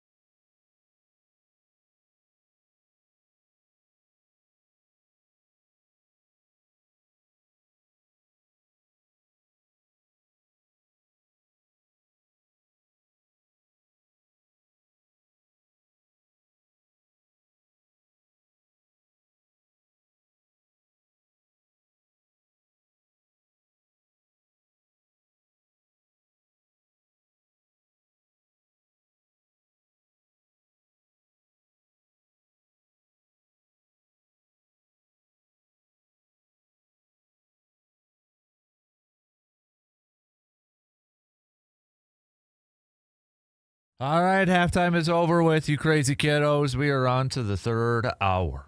Thanks for hanging out with us and making us a part of your start on this Monday morning of May 11th. All the moms out there, hopefully you had a very wonderful Mother's Day yesterday, too. Coming up next hour, JC Nisi, Justice Cleveland, sports director, WEAU 13 News, should be joining us. We'll do some local sports roundup. Brought to you by Carpet City Flooring Center, the latest and greatest going around in our local sports world, including, we should find out in a couple of hours, selection show in just 2 hours, whether the Blue Gold softball team will be heading to the national tournament. They did have an early exit in the WIAC tournament. The Blue Gold men's baseball team dropped out of the WIAC tournament too, but they gave Whitewater all they could handle, falling by just one run, a 9-8 loss in that elimination game. So just I would say a great year for Blue Gold baseball too. So for head coach Patrick Riley and his crew. But we'll get to that and some prep stuff with our expert JC in the EC. We'll get to a little glory days coming your way. We'll get back to some more baseball talk too. Brewers sweeping the Yankees, first time since the 80s. Been a hot minute. Obviously, they don't play a whole lot anymore, but still, been a hot minute. But we'll get back to some more baseball talk as we recap this series. We don't have a game tonight.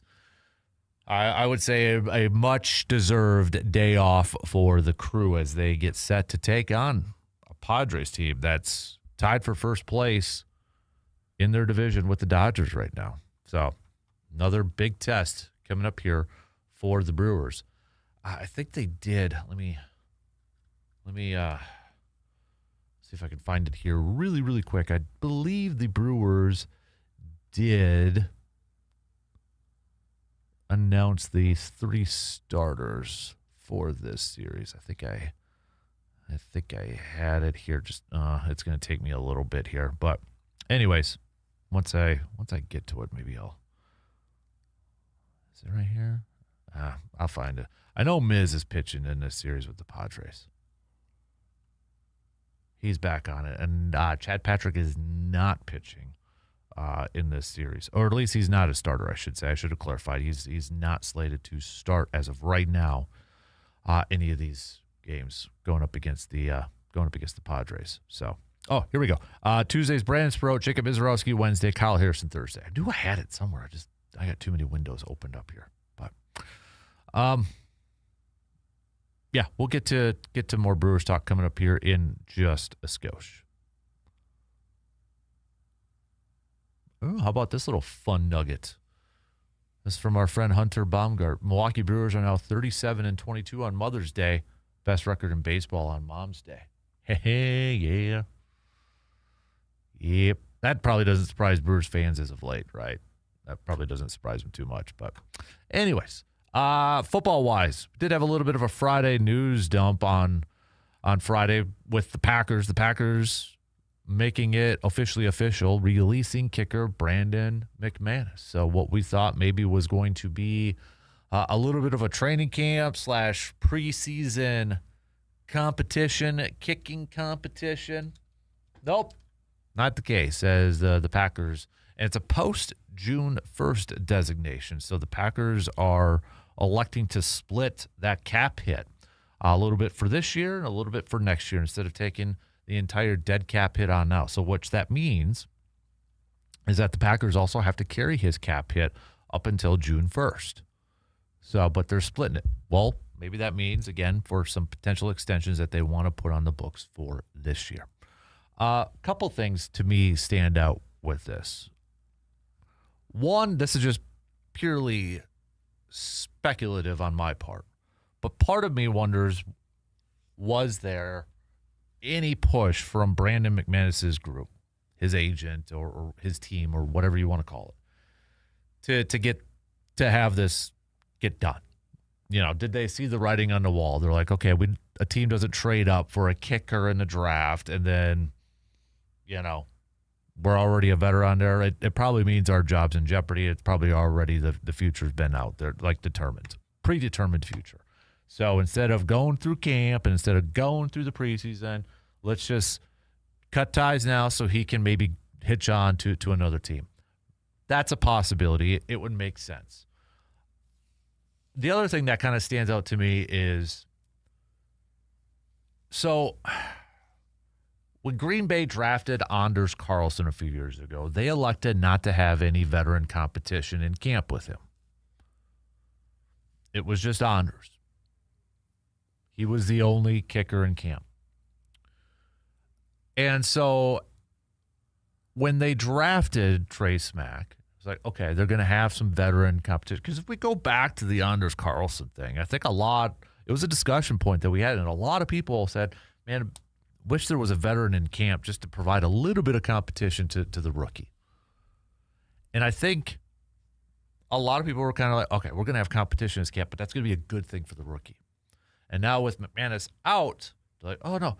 Let's remember, though, too, Lucas Haversek is still on this roster. And I think, the fact that he's still on this roster is a bonus for Trey Smack, because I am one of those that I'd like to see, okay, a rookie coming in to have a little bit of that veteran help. Because, and I don't want to speak for Lucas Haversek, but he probably understands the role too. Sure, he would love to be a starting kicker. I don't think there's any question, any doubts about that. But I think he also understands the role. He has kicked for a couple of years in the league. He has kicked at Lambeau Field.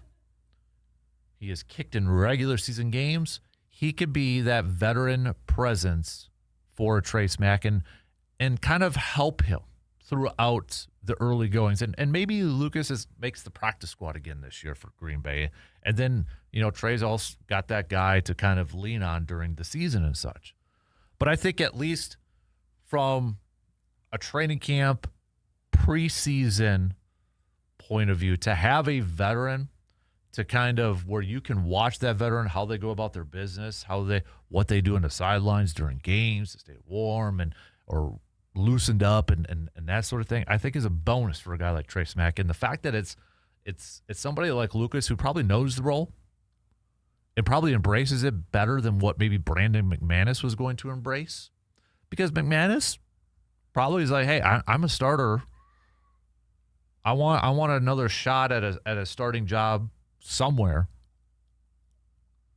And it probably just eliminated maybe a little animosity. We're all human nature. There's probably going to be a little bit of that. Let's not kid ourselves here. So I think it was, you look at it on the surface, it makes a lot of sense. I think it was just a little surprising initially. It was like, oh, they actually did it. Okay, yeah. And they gave him $1 million bonus in that. But still, you don't trade up in the draft to get a kicker if he's already kind of not the leader in the clubhouse as your starter. Now, if Trey Smack goes into training camp in preseason and he just misses every single kick and it's like, oh, crap, what did we do? You got a little bit of a backup option here. Maybe not, I guess it depends on the fan that you ask, because there was probably a good chunk of Packers fans last year that would have rather had Lucas kicking at the end of the year than Brandon McManus. But you still kind of protect yourself with the rookie guy, with the rookie coming in and having a little bit of a veteran experience behind him too. So, again, schedule release coming up Thursday. I think the NFL did a good job last year, or maybe the Packers did a better job last year, of a lot of leaks not coming out, because usually it was just that thing was leaked and you didn't even have to watch the show or wait for the Twitter release afterwards. But we'll see if that kind of plays out here. But they are this week, each day, announcing some of the big-time matchups or prime-time matchups. Like earlier this morning, they already announced the first Sunday Night Football game, September 13th. Surprise, surprise, Giants hosting the Cowboys. But there is a rumor I saw over the weekend that it might be Green Bay visiting the Saints in Paris for an international game. So we'll see if that's actually going to be on the I feel like that one might be one that's announced earlier. Could be wrong, but we'll see. All right. Tell you what, let's take a quick break. We got a little hoops chat. The Bucs are drafting number 10. Well, who the heck are they going to draft at number 10? We'll tell you a name that is being a constant pick for the Bucks at number 10. And does it really matter at this point until they figure out the whole Giannis situation? Probably not. So, all right, let's take a quick break, and we'll be back with plenty more coming up after these quick words.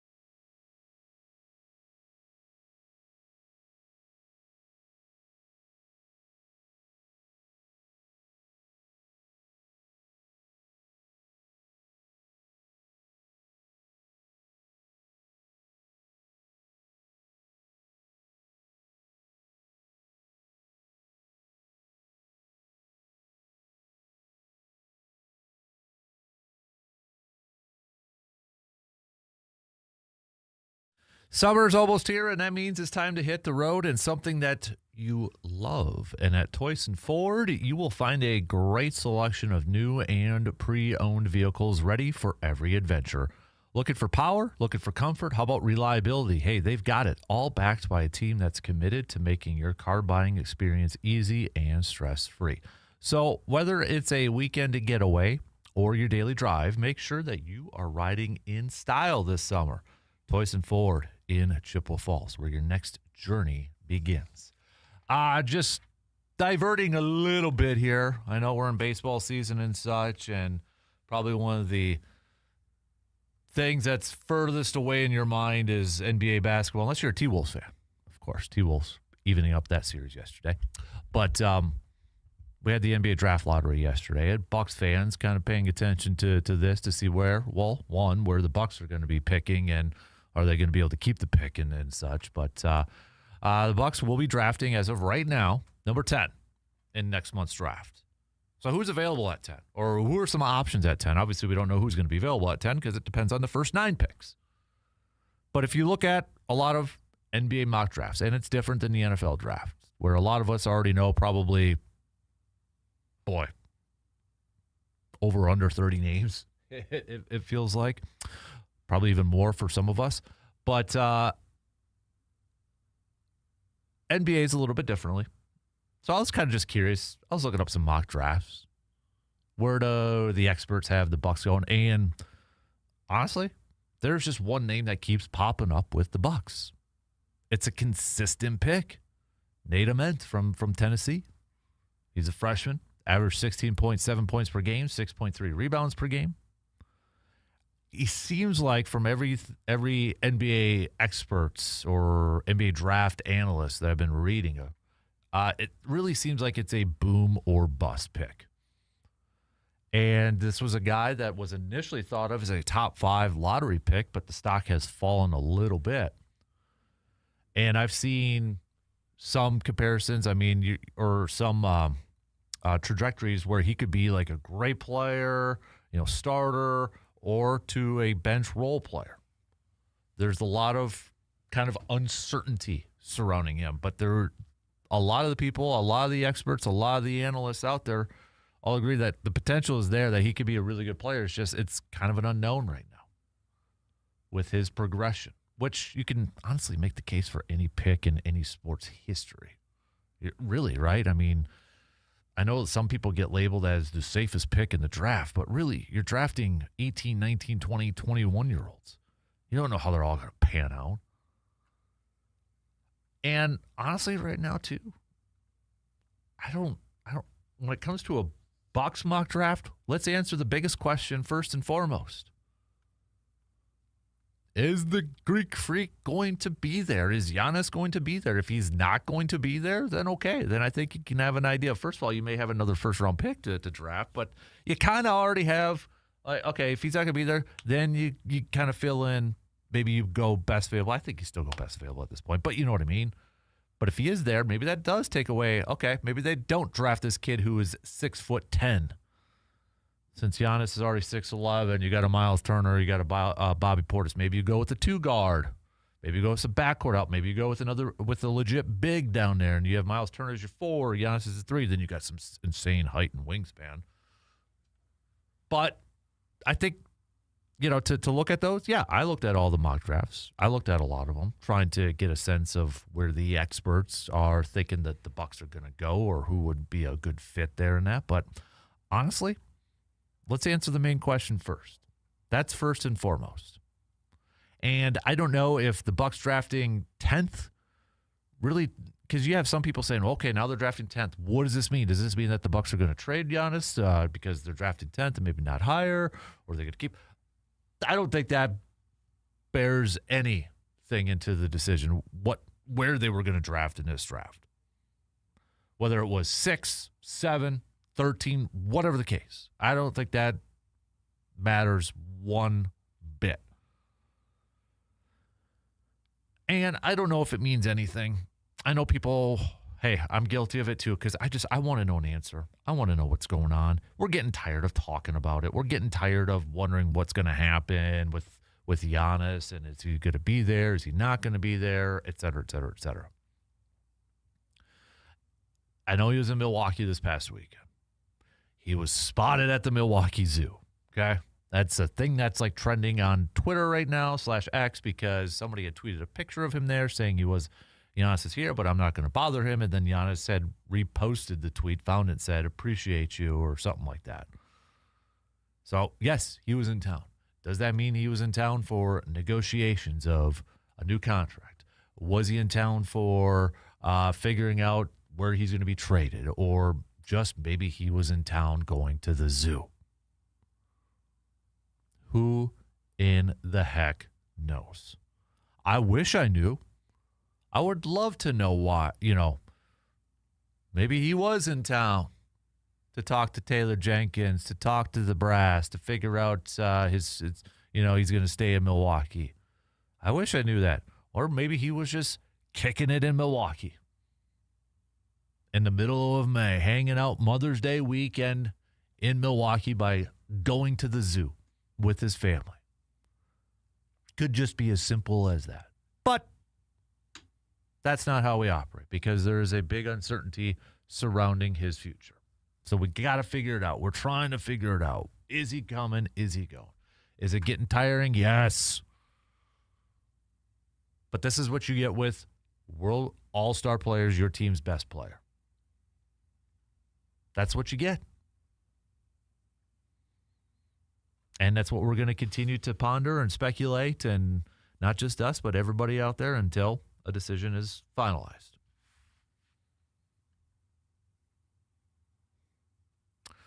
But yeah, so we got the draft coming up next month here. T-Wolves picked up a nice win yesterday after Victor Wembanyama got ejected for throwing some elbows. Levi saying best of the week. Wrapped up 45th birthday week by going to the Brewers game on Friday and Saturday. Fun time, family and friends. Great showing by the Miz on Friday. Great comeback by the Crew Saturday, and then completing a sweep on Sunday. Worst of the week, acceptance of 45 years old and back to the grind today. Well, happy belated birthday, Levi. Appreciate that. I thought there was... Mike also had a worst of the weekend. It has to be Victor's flying elbow last night. Best of the weekend, Brewers pitching staff. But, back to... That's was the transition I was going to make to the Victor Wembanyama elbow last night. So that series is now evened up at 2 apiece between the Wolves and the Spurs, with the Wolves picking up a 114-109 victory. Looking at the rest of the NBA postseason, the Knicks, they sweep. So they're going to be waiting to find out who they're playing. Not going to find out tonight. Detroit, Cleveland, they're in action, but Detroit 2-1 lead right now. So Cavaliers saving their season, or extending it just a little bit by winning Game 3. So we'll see how that one plays out. But OKC, they could be moving on. They pick up a win tonight, they'll sweep the Lakers, and they'll also be moving on. And they're going to get a little bit of a break here too, because obviously with the Timberwolves and the Spurs tied at 2 apiece, the next team to win 2 games is going to be facing the Thunder. So the Thunder are going to have a little bit of a rest. The Knicks are going to have a little bit of a rest compared to whoever they may be playing. Now, on one hand, it could be a little rusty, maybe a little rust. We've seen that at times.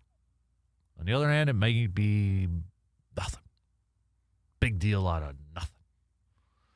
Stanley Cup playoffs, though. A lot of you listening right now, probably Wild fans, and you're just anxiously awaiting for tonight's game to see if the Wild can tie it up with Colorado. Colorado leading that series at 2-1 after picking up the first 2 wins. The Wild getting a pivotal, crucial maybe, Game 3 victory, 5-1 the other night. Now we get Game 4. If the Wild can tie this thing up, it's a race to the first 2 wins. But Colorado could take a commanding 3-1 lead in this series if they pick up that W tonight. So that's where things stand in that series. And then, Carolina's just moving on. They're just on cruise control right now. But you've got Buffalo and Montreal, with Montreal leading that series at 2-1. And Anaheim and Vegas, that series tied at 2 wins apiece as well. All right, let's take a quick break. We'll get back to some more baseball talk. Continue to send me your VFW Post 305 best and worst from the weekend. All right. Send those on over, baby. Quick break, and we'll be right back in just a couple minutes.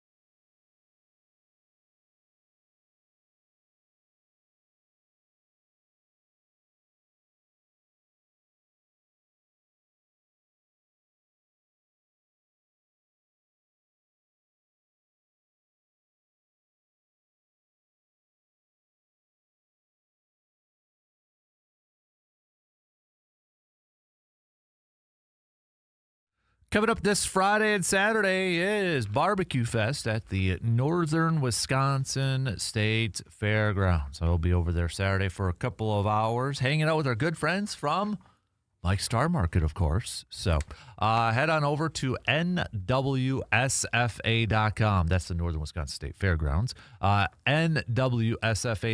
Click on BBQ Fest at the top for a schedule of events that are going to be going on. Saturday's the big day, though, too, because we've got some vendors, we've got some music going on, and I know Friday they've got social and live music Friday night going on, too, but cornhole tournament on Saturday. There's a lot of stuff going on, all right? A lot of stuff going on, but we'll be there for a couple hours on Saturday, again, right next to our good friends from Mike's Star Market. So if you want to maybe do some taste testing and just, being at AmFam Field yesterday, too, and the charcoal grills, gosh, if there's any candle makers out there, can you somehow just make a candle that smells like a grill, like a tailgate grill, like a charcoal grill? Because I would light that all the time in the man cave. Okay? The top 5 smell in the world. Tailgate. A grill at a tailgate in a grill in a parking lot. Just the amount of, come on now. Especially when there's just a little bit of a chill. Like yesterday, it was just a little bit of chill. It wasn't like 80 or anything like that. It was like probably 50. So a little bit chill, like hoodie weather. I wore a hoodie, okay? It just feels like when you got when you got those grills going and there's a little bit of a chill in the wind, I'm in heaven. Top 5 smell. Fresh cut grass, especially like on a golf course, another one. That's another one. Love that. Got to get that going. Got to figure that. But anyways, back to BBQ Fest. That's happening this weekend. Saturday, the big day, too, over there, too. But again, you can check out the scheduled events by going to nwsfa.com. nwsfa.com. We've got a few more game balls from that Brewers weekend. Miz is the most popular pick so far. Did get a perk one, like Perkins and such.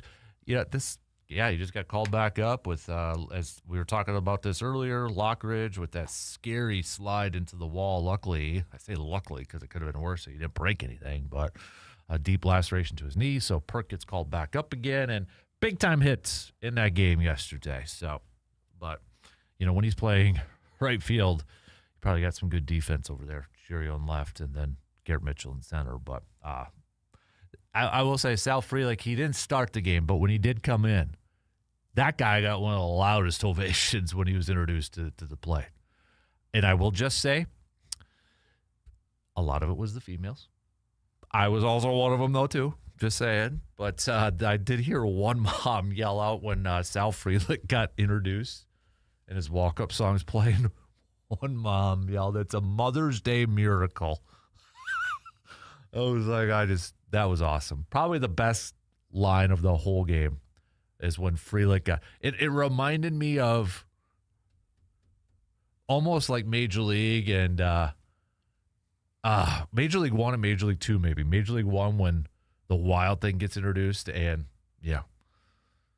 females were getting all excited. And then, like, number 2, and Jack Parkman, when he's with Cleveland. It kind of reminded me of that. But that was probably one of the best lines, is that somebody yelled, "It's a Mother's Day miracle," when Sal Frelick got introduced. So, but,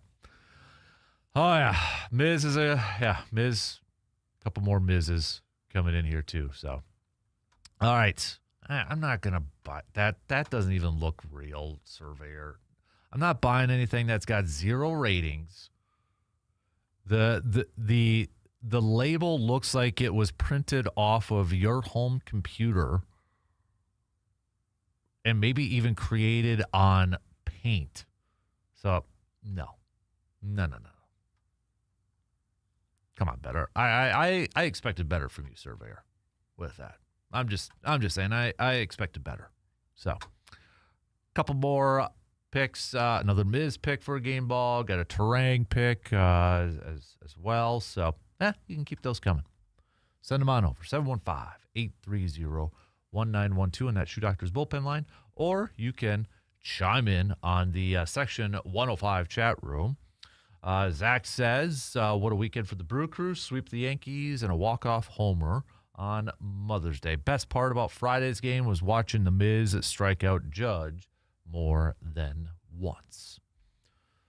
Yeah, Judge struck out a little bit this weekend. More than a little bit, a few times. But Hudson got to see one of his favorite players, Judge, hit a homer right away. But then the most important thing, Brewers winning the ball game too. So that was the most important. Still busted a gut listening to a soon-to-be 9-year-old just giving the Yankees the biz. Just trash-talking them in a 9-year-old way too. That was kind of funny to watch. But again, Brewers will be back at it tomorrow. They have the off day today as they welcome the Padres to town in another big-time series. And after that series is over with, mathematically, it'll be first quarter in the books for the Brewers. First quarter of the season. Now, some teams, I think, are already kind of there, but we're looking at it straight from the Brewers' perspective. But after this Padres series, we'll be able to look back at the first quarter, do some grades, do some assessments, and all that fun stuff that we normally would do after each quarter of the season. But Brewers right now in second place in the NL Central after this weekend. You had the Reds the Reds winning 2 in a row, but they're at the bottom now, tied up with Pittsburgh. Cubs lost a couple to the Rangers this past weekend. So Brewers and Cardinals also lost 2 in a row. Brewers and Cardinals tied for second. The Brewers, though, hold the slightest, so technically not tied, but they're both 3.5 games back from the Cubs. Brewers hold a slight advantage in terms of win percentage, 579 win percentage. Cardinals are at a 575. Brewers right now, plus 54 in run differential. That is third best in the National League. Braves are at a plus 87, and the Dodgers are at a plus 69, and the Brewers are at a plus 54. If you add in the American League teams, Brewers are fourth best in the entire majors in run differential. There is only one team that is higher than the Brewers in the American League, and that's the Yankees at a plus 73. So even without necessarily the home run ball, although Turang had one, and then obviously Bowers and such, they're still, they're still scoring runs. They're 2-3 against teams with a 500 or that can't be right. That's got to be updated. They just won 3 against the Yankees, so that number can't be right. Record against 500 or better. No. They just got 3. For crying, that's not right. So update that list there, MLB. But so we'll preview more of this upcoming series with the Padres coming your way tomorrow. But we know the pitchers for this. It's going to be Sproats. All right, Sproat's going to get a start. Mizorowski, he's also going to get a start. Harrison's going to get a start. But Chad Patrick came out of the pen in Game 2 of this series. And it's something that we kind of talked about on Friday. Is this the role for Patrick going forward? Is this something when, like a Brandon Woodruff comes back, could Chad Patrick go to the pen? And Pat Murphy was pretty adamant after the game saying, that nothing's finalized. Nothing's finalized yet in terms of, whether Patrick is going to be a full-time bullpen guy or not. But he looked a lot more comfortable in there. And you factor in what we saw from Chad Patrick in the postseason last year and towards the end of the season last year coming out of the pen, that seemed to be at his best. And I think he'd be hard-pressed to not keep Chad Patrick in the pen. And you look at the pen, and you look at the options that they have in there. These are guys that are going to give you 2 or 3 innings, guys who have starting experience a little bit too. So, I mean, you get that versatility, that uniqueness. I'm talking about not only Patrick, Aaron Ashby, who's been awesome this year. DL Hall has been good. Druin, one of their newcomers, just picked up a 3-inning save on Friday. I mean, you're seeing these guys that are able to come in and eat up a couple innings, 2-3 innings, and be some lights out pitching too. Honestly, right now, I think that's the best spot for Chad Patrick. And that's not to say that he can't be a starter in the future. Honestly, he's probably going to start. Odds are he's probably going to start a couple, maybe even a few more games this year. But his best role for himself and for this team is probably coming out of the pen. Especially with younger pitchers that are giving a starting role, they may only go 4 innings. And the fact that you can have games now where if a guy's going to go 4 innings or 5 innings and you can go to the finish line with just maybe one more pitcher. Okay, so like Mizorowski on Friday, he went 6 innings. Druin went the final 3.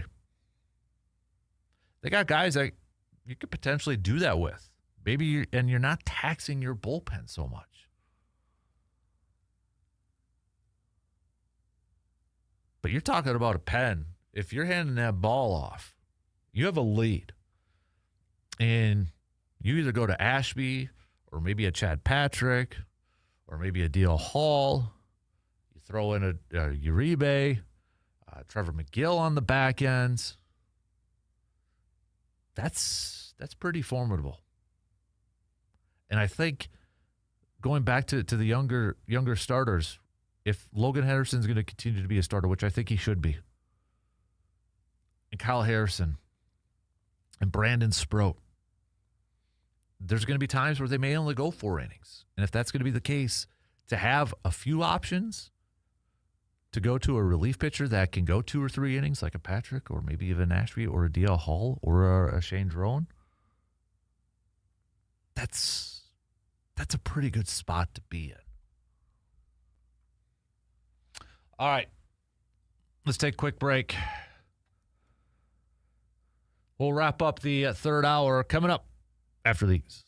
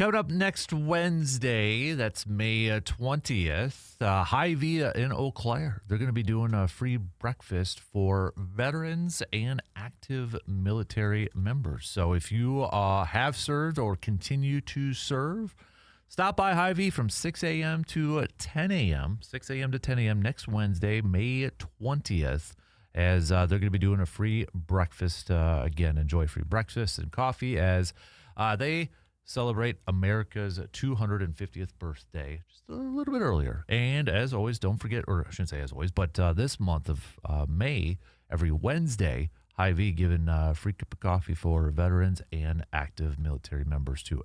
Free every Wednesday in the month of May. So again, put that on your calendars. Next Wednesday, May 20th, the free breakfast. They usually do that around Veterans Day. They're going to do it again ahead of Memorial Day, but that'll be happening next Wednesday, 6 a.m. to 10 a.m. for active military members and veterans as well. So a couple more picks for Miz for game ball from this past weekend. He is clearly the easy leader in the clubhouse. We probably second would be Terang for the game ball pick from the Brewer series this past weekend. Yeah, you can't argue with any of them, right? Can't argue with any of those picks. So, but if you want to continue to send those on over, please do. All right, send those on over. 715-830-1912 on that Shoe Doctors bullpen line. All right, coming up next hour, no Justice. Just got word Justice is not going to be hopping in here this morning, so I'll try to do my best to fill in for a little local sports roundup here. But we'll take a look at some of the Blue Gold stuff. I know in a little over an hour from now, Blue Gold softball will be waiting to see if they have made the national tournaments. So, but we'll go through that coming up here in just a little bit. We'll do some Glory Days brought to you by Summer Jam in Eau Claire. So we'll hit that up here in the next hour as well. So that's coming your way. Continue to send me your VFW Post 305 best and worst from the weekend. Surveyor saying best. Wife got to enjoy a nice, relaxing weekend away from the craziness of our household. Worst, I had to take care of the craziness in the household. So keep those coming. Keep sending those on over. We got a few minutes left to the top of the hour. So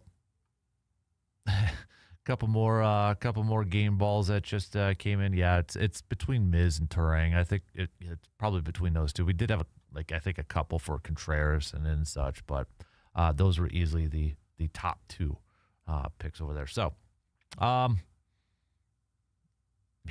another texter. This is from Ben a little bit earlier. I'm trying to scroll through this. Ben a little bit earlier said when we were talking about the Bucks with the 10th overall pick. I don't think I agree. I don't think that wherever the Bucks ended up getting their lottery pick would have affected their decision or would affect their decision to trade Giannis or not. I just wish that some sort of decision would come out sooner rather than later, because it is getting frustrating and annoying going through this. It's giving me memories of Aaron Rodgers and Brett Favre. And that's something that a lot of people have thrown out there, Ben. You're not the only one that has used that comparison or used that analogy. And I think that is the frustrating part for a lot of fans right now, is they've gone through this, on a football side of things, right? With Favre, with Rodgers and such. And this is mostly, maybe I think it may not be a full-on direct comparison, because mostly for Favre it was, you're retiring or not, and then the summer of 2008. The Rodgers one towards the end, not necessarily the retirement part, but then it was like, that year where he wanted to be gone, and then Green Bay's like, nope, you're staying, and that kind of drama. So I think that's just the comparison of people just getting annoyed with talking about this and left in the dark. Fans are left in the dark, not knowing what their favorite player is going to be doing, or what their star player or what their best player is going to be doing, and such. So, but I hear you. I want to throw this out. I kind of casually mentioned it in the first hour, but this was something I was thinking about on the drive home from Milwaukee last night. True or false? Does Major League Baseball, and I would throw NHL into this, and maybe a diehard NHL fan can chime in on this, but are those two sports, those two leagues, would you say have the fewest amount of me players, the fewest amount of look at me type of player? You know what I'm talking about. Like, NBA is number one, right? Can we all agree that the NBA is number one in that? If we're looking at the four.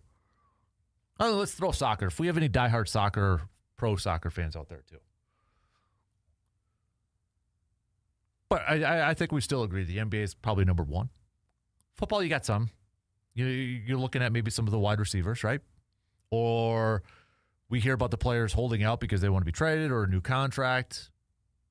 And maybe that's the difference in part of this too, because Major League Baseball, you can't.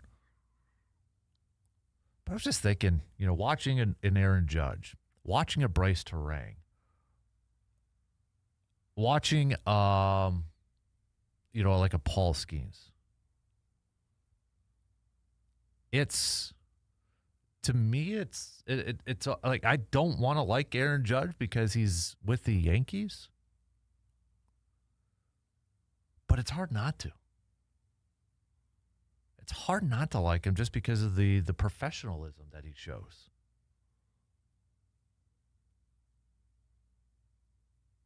And I was just kind of watching that this weekend and at the game yesterday, and I know it's something that I think we talked about a couple of years ago about, when he was going through the home run chase and that. Puts his head down. He wasn't all about me. Wasn't, this, that, blah, blah, blah. Oh, it was something I was thinking about on the drive home, the long drive home last night. All right, we're wrapping it up for the third hour. We got some news updates. We'll kick off the fourth hour coming up after these quick words.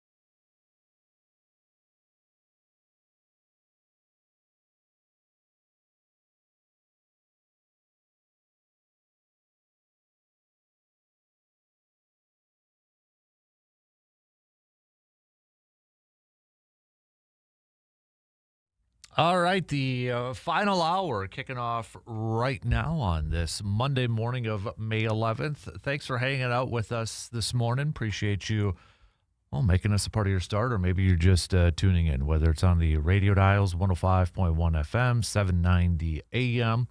You can stream up online at sportstalk1051.com. You've got your Alexa device, so you can tune in on that. You got the video stream also up and rolling as well. What?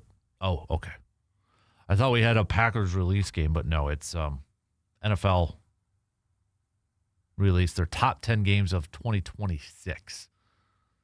Or top 10 games of 2026. Did I say top 12? Top 10 games of 2026. Number 1 is Rams at Seahawks. Number 2 is Chiefs at Bills. Number 3, Packers at Bears. Yeah, okay. That's the only Packers one that they got listed on there. We don't know the date yet, but yeah, I think it's fair to say some Packers game is, or some Packers-Bears game is going to be a primetime game. Maybe even both, but some of them, or one of them's at least going to be it. Probably the one at Chicago, whenever that's going to be. But we'll find out on Thursday if it's not leaked ahead of time. So,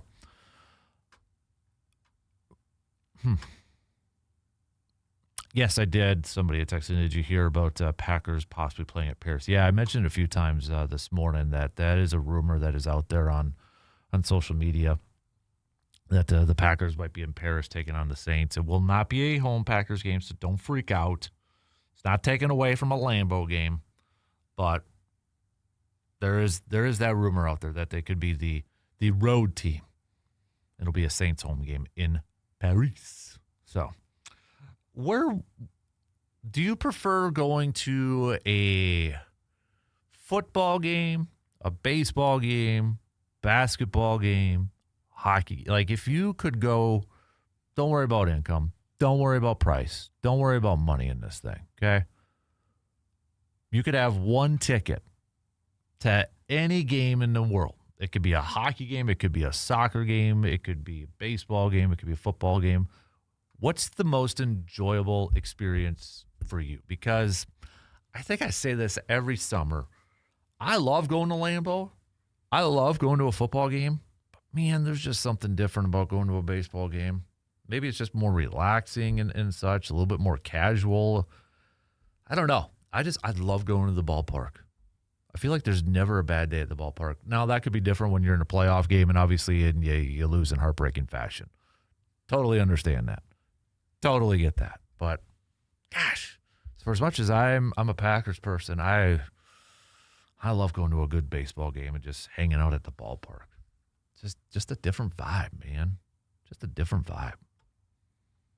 Hey, I wish Milwaukee was a little bit closer.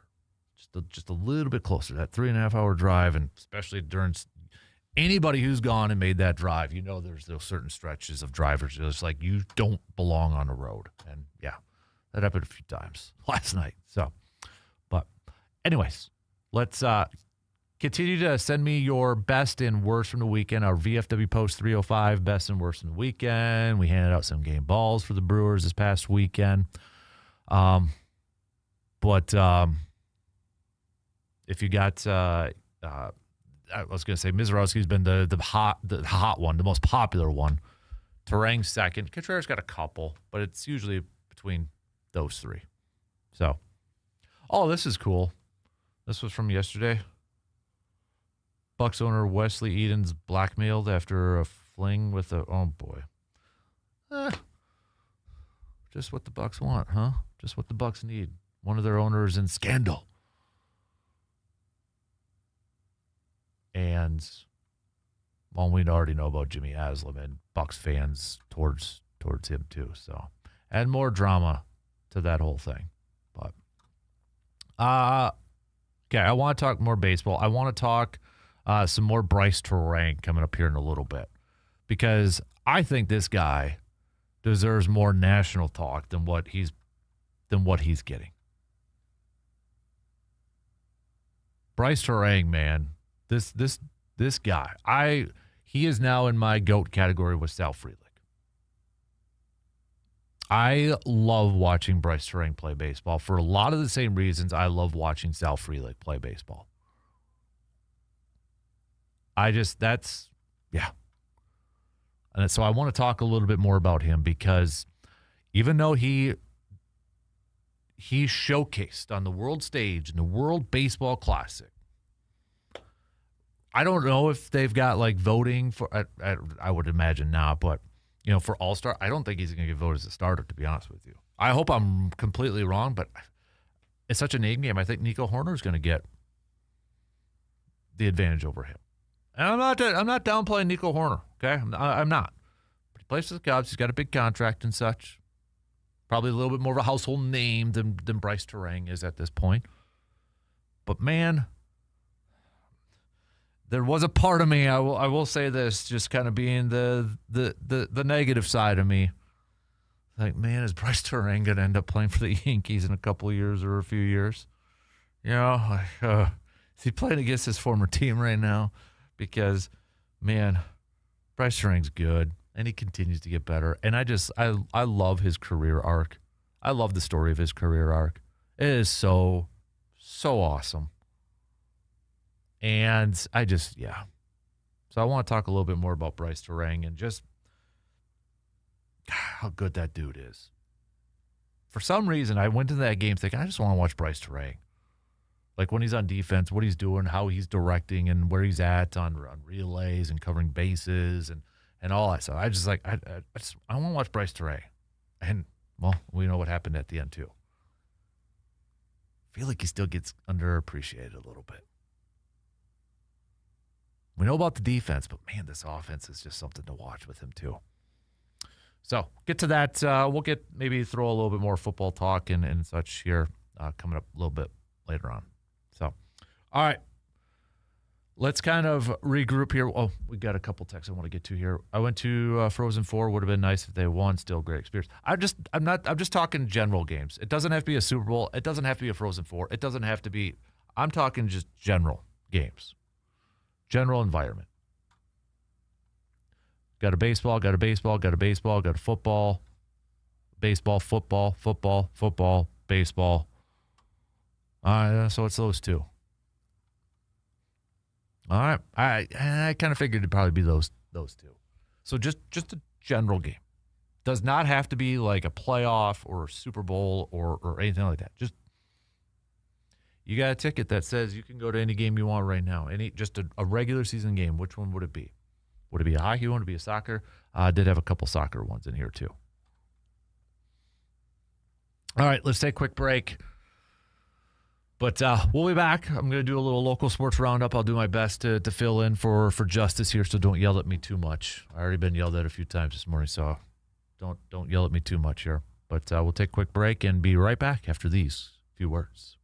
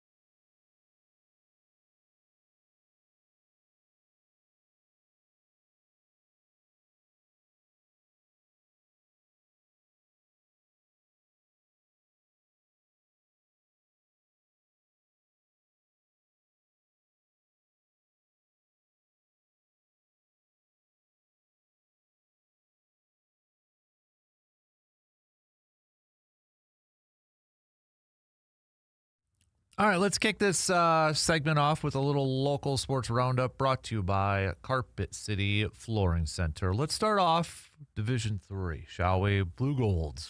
Baseball falling to Whitewater in an elimination game in the WIAC tournament, but man, the Blue Golds gave them a tough battle. 9-8 loss for the Blue Gold baseball team, so the Blue Golds will finish 21-21 on the season, but overall, I would say a very successful season for Coach Riley and his team, and getting back to the WIAC tournament for the first time since the mid-'90s. There's a lot of growth, a lot of optimism with that program going forward. So I would say tip of the cap on their season, on Coach Riley and the Blue Gold baseball team for their season this year. Softball, Blue Gold softball, they fell to Stevens Point in the WIAC tournament. But we'll know here less than an hour on whether they will make the national tournament. So that selection show is going to be coming here less than an hour from now. Track and field, I mean, we're getting close to wrapping up that season. I know for the Blue Golds, they're going to be at the Augustina NCAA final. Let me bring it up here really quick. So for the Blue Golds, track and field, they're going to be, there's a couple of things going on. We got the Augustana at Rock Island final qualifier, NCAA final outdoor qualifier hosted by UW La Crosse as well. And then next week is going to be the outdoor NCAA outdoor championships. And that's going to be the same for the for Stout, looking ahead to their schedule. They've got the Rock Island events too, and the lacrosse. So similar schedule, same schedule for both the Blue Golds and UW Stout for their track and field seasons.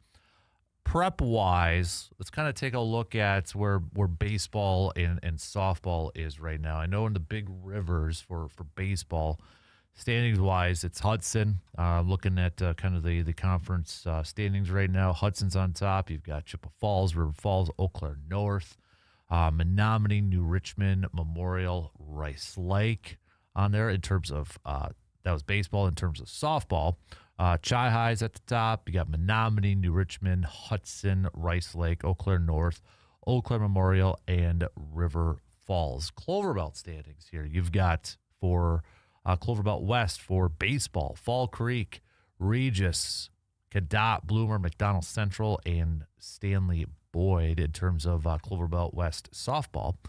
McDonald Central's up there. You got Stanley Boyd right behind them. Bloomer, too. Fall Creek, Cadott, Elk Mound, and Thorup Middle Border for Middle Border baseball standings. Altoona's up there. Prescott's right there, too. Somerset, Baldwin, Woodville, St. Croix Central, Osceola, and Amory and Ellsworth rounded out.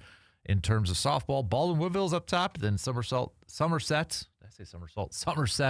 Altoona, Prescott, Ellsworth, Osceola, St. Croix Central, and Amory. So as we start to get a little bit closer to some postseason play here for the for baseball and softball, just kind of a quick look at some of the rankings here. So this is from Max Preps. So you can look at it too if you want in that. But Max Preps for Wisconsin Division I baseball rankings right now. Looks like number one, they've got, and this was last updated on the 7th, so it was a few days ago. But Hudson's up there at number one. Just kind of looking at some of our local team. Chi-Hi's on there at 11. We got La Crosse Central at 20. River Falls at 24. Eau Claire North coming in at 25. That's Division I. Division II on here. I know a little bit outside our area, but Rhinelander up there at number one. You got the Dells coming in at number 6. We've got just kind of going to Altoona coming in at number 13 as well. Mosinese on there at 21. Baraboo coming in at 23. Those are Division II rankings. Division III, we've got at the top Stratford. Elk Mountain coming in at number 5. Fall Creek at number 6. Durand, Arkansas is at number 7. Marathon coming in at number 10 as well. And then just going down, Mondovi's coming in at number 23. And then Division IV. We've got Eau Claire, Emmanuel, Lutheran coming in at number 2. Just a fantastic season so far for Eau Claire Emmanuel Lutheran. Others in Division 4, you got Blair Taylor coming in at number 9. Going back up a little bit more, Athens at 4, Pittsville at 5. Rib Lake's coming in at 13 on there. So, and then McDonald Central at 21. Oliva Strom coming in at 24. So, softball rankings right now, if we look at Division 1, Muskego's at the top there, but a little bit closer to home. Stevens Point's on 7. Chi High's coming in at 14. Marshfield's out there at 20. Hudson's at 23. So, again, these softball rankings, these were last updated yesterday on Max Preps. So, in Division 2, shout out to my Medford. Medford's up there at number 1. Baldwin Woodville, though, coming in at number 2. Mosinee at 3. And then just a little bit further down in Division 2, you got Altoona at number 19. So let's go to Division 3 for some softball. We've got Wittenberg, Berman Wooden coming in at number 1 as the top one. Stanley Boyd, though, they're in the top 10. They're at 6. Arcadia is at 9. Bloomer coming in at 14 on that list. Spooner coming in at 19. So let's move to Division 4, where we see Grantsburg as the top team. Auburndale, though, coming in at number 3. Marathon at 5. Augusta coming in at 7. McDonald Central at 8. And Fenimore's at 10. Pacelli's at 11. Colfax, 12, coming in at number 12 there. Boyceville, number 17. Melrose Mindoro right above them at 16. So, and then Shell Lake coming in at 24. Edgar, 25. And let's move to Division 5. Almond Bancroft is at number 1. Blair Taylor's coming in at number 4. Assumption's at 7, ranked number 7. You got Northwood Solon Springs coming in at number 10. Columbus Catholic, 11. Wild Rose, 12. Athens at 18. Pittsville, 19. Rib Lake, 20. Flambeau coming in at number 25. So those are just the softball rankings so far at the high school level. So I know we got high school graduation going on here too, and we've got golf stuff that's going to be continuing to wrap up, track and field going on, soccer and such. So, but we'll get the latest and greatest in that world when Mr. Brandon Berg joins us at the end of the week here too. I know it's been a busy week for those peeps, so we'll get the latest recaps and expertise from Brandon coming up at the end of the week. But that's your quick rundown, your local sports rundown roundup, brought to you by Carpet City Flooring Center. A lot of good representation from our baseball and softball high school teams. So don't forget, though, getting closer to the start of the Eau Claire Express season. That's coming up at the end of the month. So if you've been following the Eau Claire Express Facebook page or social media pages, you've probably noticed they're announcing some more players to their roster. So if you want to, again, look them up on Facebook, Eau Claire Express, and you'll see their announcements for some of the players that are coming aboard. So their season, by the way, in case you're wondering. By the way, I saw this too, Northwoods League. This is so cool. There's a team that's going to be calling their home field in 2027 at the Field of Dreams Park. Can you imagine if you're a part of that team and that's like your home ballpark? Or if you remember, I'm assuming maybe the Express would have them on their season, depending on how the divisions go, but getting to play games there too. I know the All-Star game is there, but gosh, that's cool. That's a really cool experience. First game, just to put it on your schedules, because it's going to be coming up here for the Express, May 25th. All right, May 25th, 2 weeks from today. And the Express will be taking on the Fond du Lac Dock Spiders. I hate dock spiders, real dock spiders. Those things creep me out. But all right, let's take a quick break. We'll kind of regroup here a little bit, and we'll get back to some more baseball talk with the Brew Crew and such. Final call for any best and worst from the weekend, your VFW Post 305 best and worst from the weekend. We'll get to a little Glory Days segment coming up here as well, brought to you by Summer Jam. We'll be right back in just a couple minutes.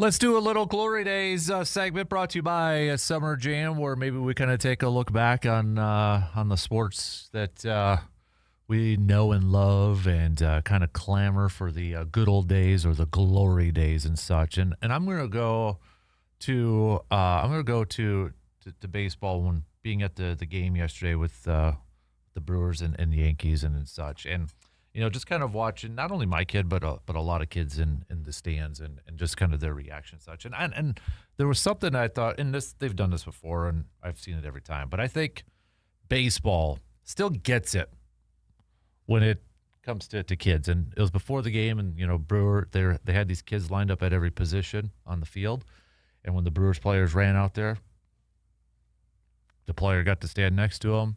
They signed a baseball for him, autographed, out there for the national anthem and such. And I just feel like Brewers or baseball just still gets it in a lot of ways when it comes to kids and the fan, because it's a kids game.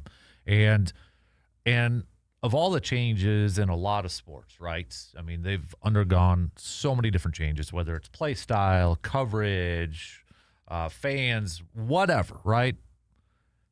The core of being a baseball fan, I think is still there from us when we developed that fandom from a very young age. And we've mentioned this how many times, like baseball for a lot of us was probably our very first organized sport that we ever played. Maybe it was at T-ball or a coach pitch level or whatever the case may be. It was for me, and I know it was for a lot of others. May not be our favorite, or may not be your favorite sport anymore, but it, for a lot of us, was our first introduction to organized sports or playing on a tee. And just kind of watching, those kids and seeing kids interact or react to, trying to get a foul ball or something like that. It reminded me of, being a kid and going to baseball games and just being enamored with everything and trying to get a foul ball and, getting it all autographed and that, whether it was at that time, the Wausau Woodchucks, Wisconsin Woodchucks, now Wausau Woodchucks, or whatever, wherever it was, minor league, it didn't matter. It was just like baseball was. I just think baseball, the sport of baseball, or the Brewers and such, just do a really good job still of realizing it's a kid's game, and that's we're still trying to focus on. Having that be the core. You know what I mean? You know what I'm getting at there a little bit? It's just, I feel like baseball has done a better job with that. And it's not to say that, the NFL or football doesn't. I mean, they do a good job too. But I don't know. There's just a different vibe.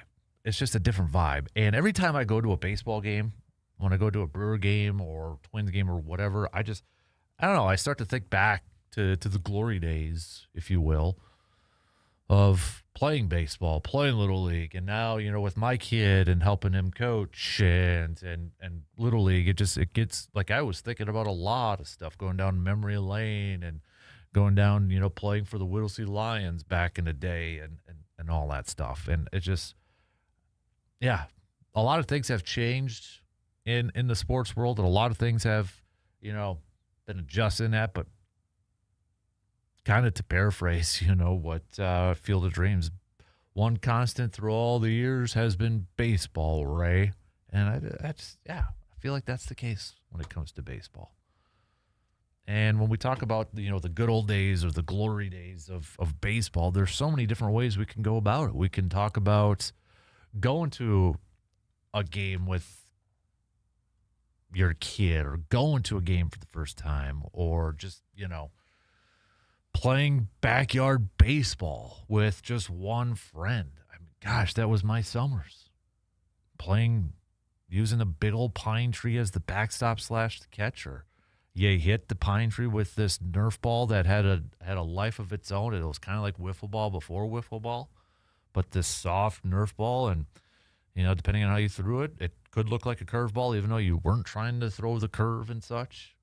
And then your buddy would just like tattoo it, and you'd have to run and try to get it, even though if you tattooed it because it was so light, it'd be too high, but you'd be able to run it down in time and get it back. Those were the days, man. Those were the glory days.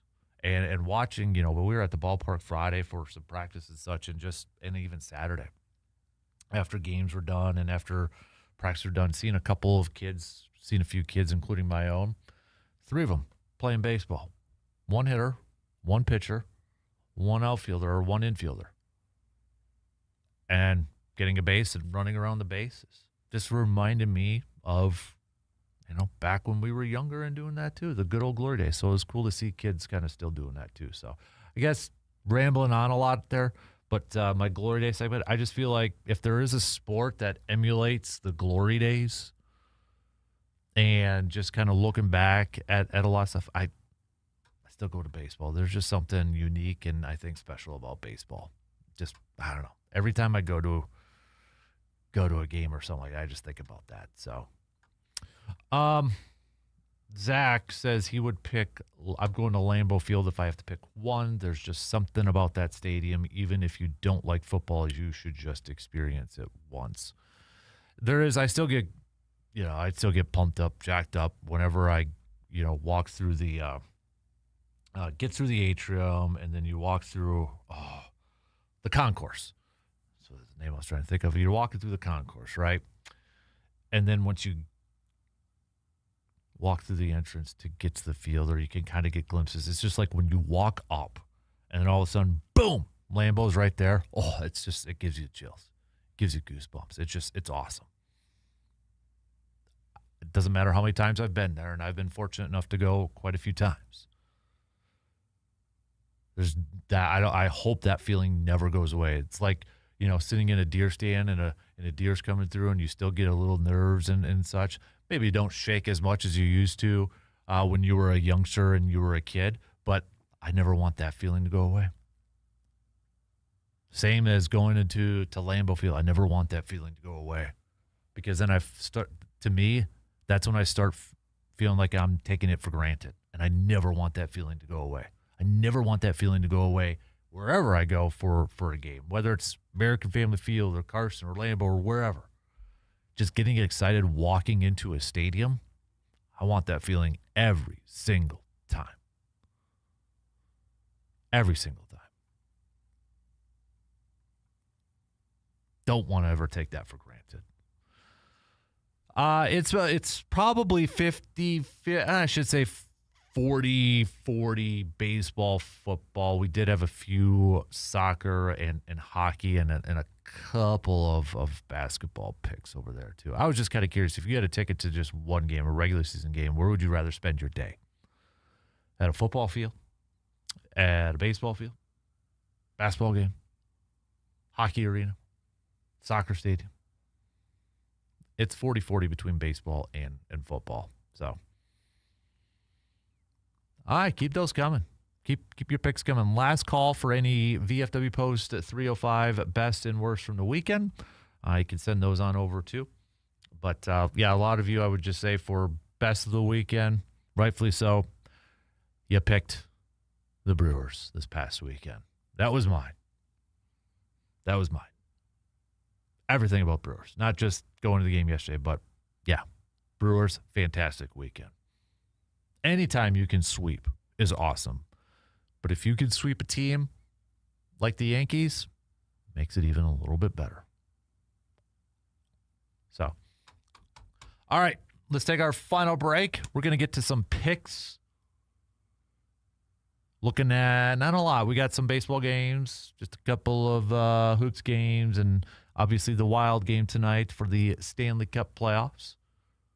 But we'll make those picks. And then just a quick little info with the Bucks and Giannis and such. Eric Name from The Athletic has a piece up that he posted up last night. So we're going to go through that here in just a little bit. But, all right, we'll take a quick break, and we'll wrap up the final segments on this Monday morning after these quick words.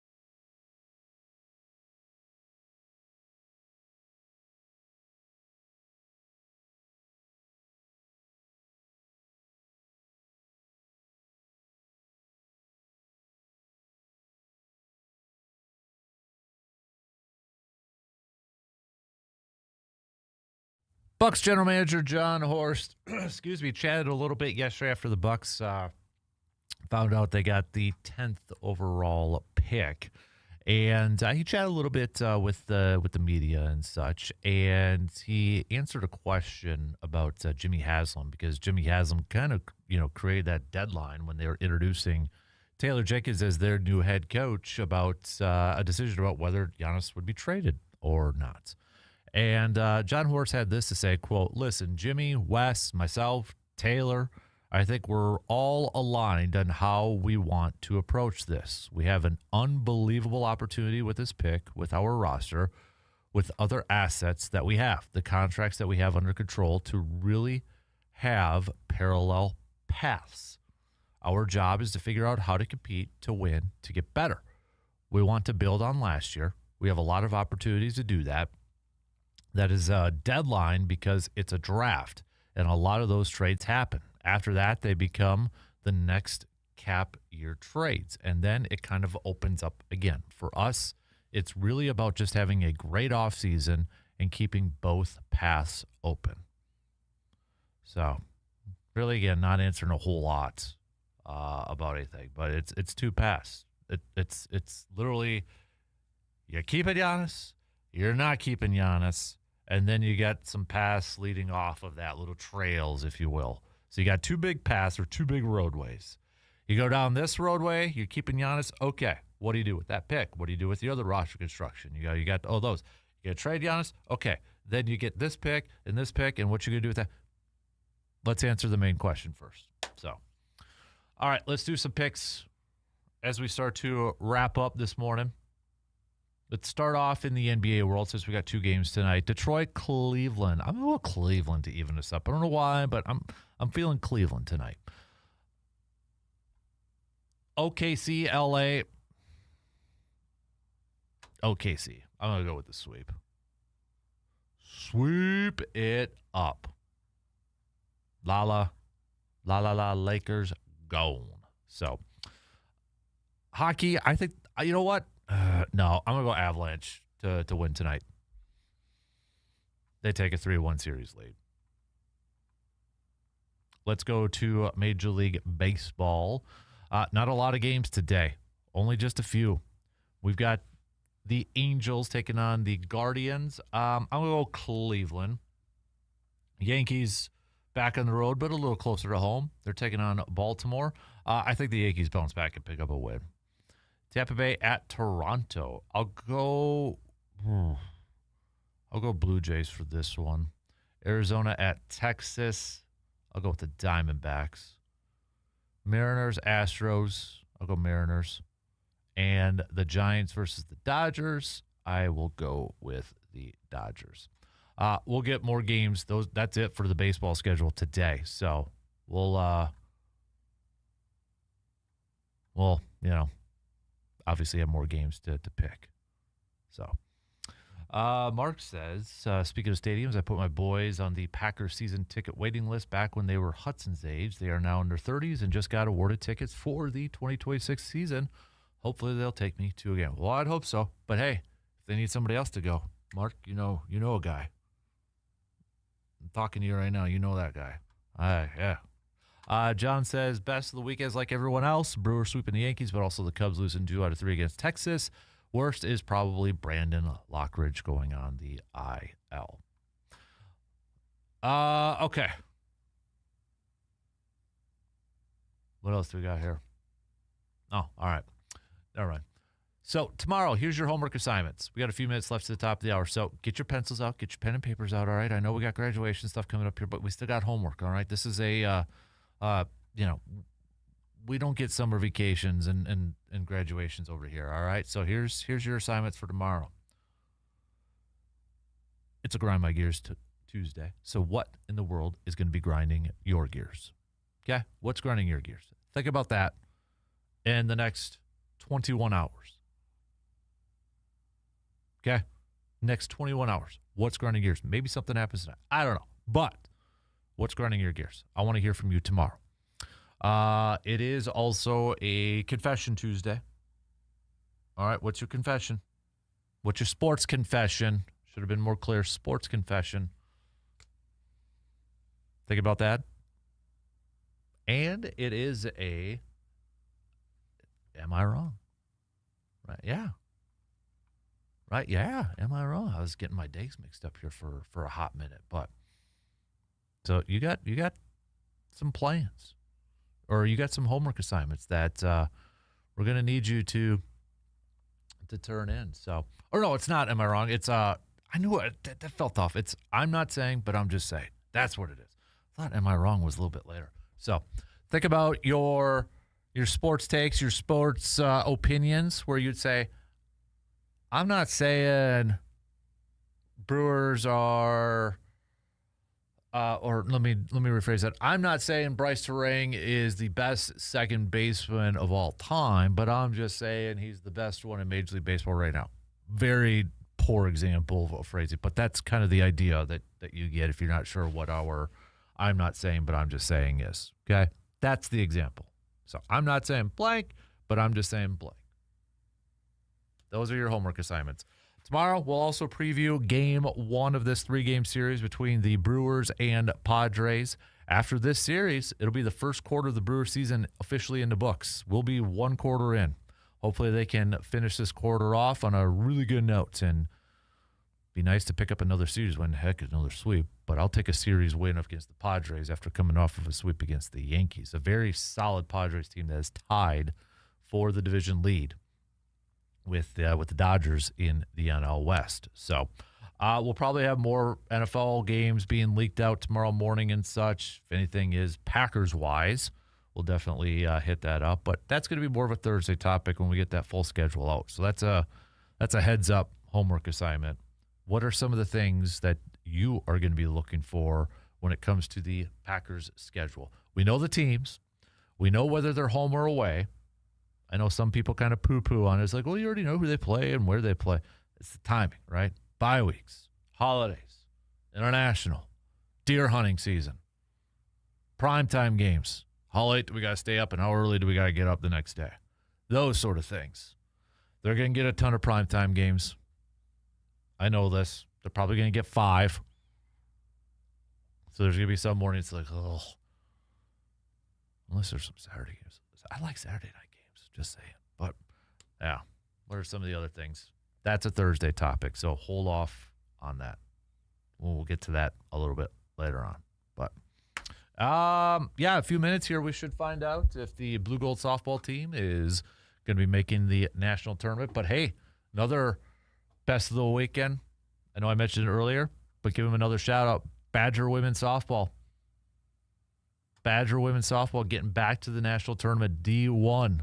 For first time since 2022, so it's been a few years, but they're back in it. So a big-time tip of the cap and a big-time congrats to the Badger women's softball team getting back to the Division I national tournament. So that was really cool. I know they had that big win against Oregon in the conference tournament and now getting to the national tournament. So good work.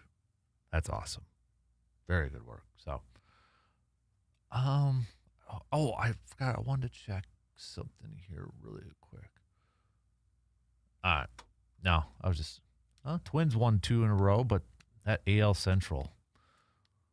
Now it's Cleveland. Best record is Cleveland at 21-21.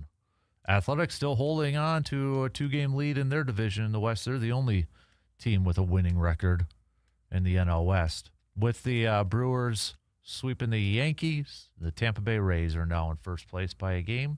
Atlanta's cruising in theirs. And, yeah, we mentioned the West and the Central already. So, but, all right. A couple minutes left to the top of the hour here. Let's catch up on a couple more texts that came in that I didn't get to earlier when we were talking about game balls and such. Mike had said game ball goes to Mizorowski for setting records for his miles per hour in his pitches. Tim said game ball, it's tough, but I'll go with Terang hitting the walk-off to complete the sweep. And then Greg said a little bit earlier, too, that he's going to give a game ball to Pat Murphy. Again, what the job he is doing with this ball club, handling some of the injuries, guys coming back, and we're still waiting for some more guys to come back, and they're playing some really good baseball, and I feel like they are still going to win the division when it's all said and done. All right. I like the optimism, man. I like it. One game at a time, though, right? That's Pat Murphy's approach, and it's an approach that this team is buying in, and they're fully committed to that, and they play like it. One game at a time. All right, shot clock's going to cut me off. Have a fantastic rest of your Monday. Thanks for hanging out for the last few hours. Let's do this again tomorrow morning, all right? Same place, TDS Sports Talk Studios, same time, 6 a.m. All right, same time, 6 a.m. Same place, same time tomorrow morning. If you got baseball, if you got Little League, you're going to be checking out some high school stuff. Enjoy it. Get outside. Get out to the ballpark, all right? Cheer on some youngsters and such. Have a good rest of your day. We'll be back at it again tomorrow morning.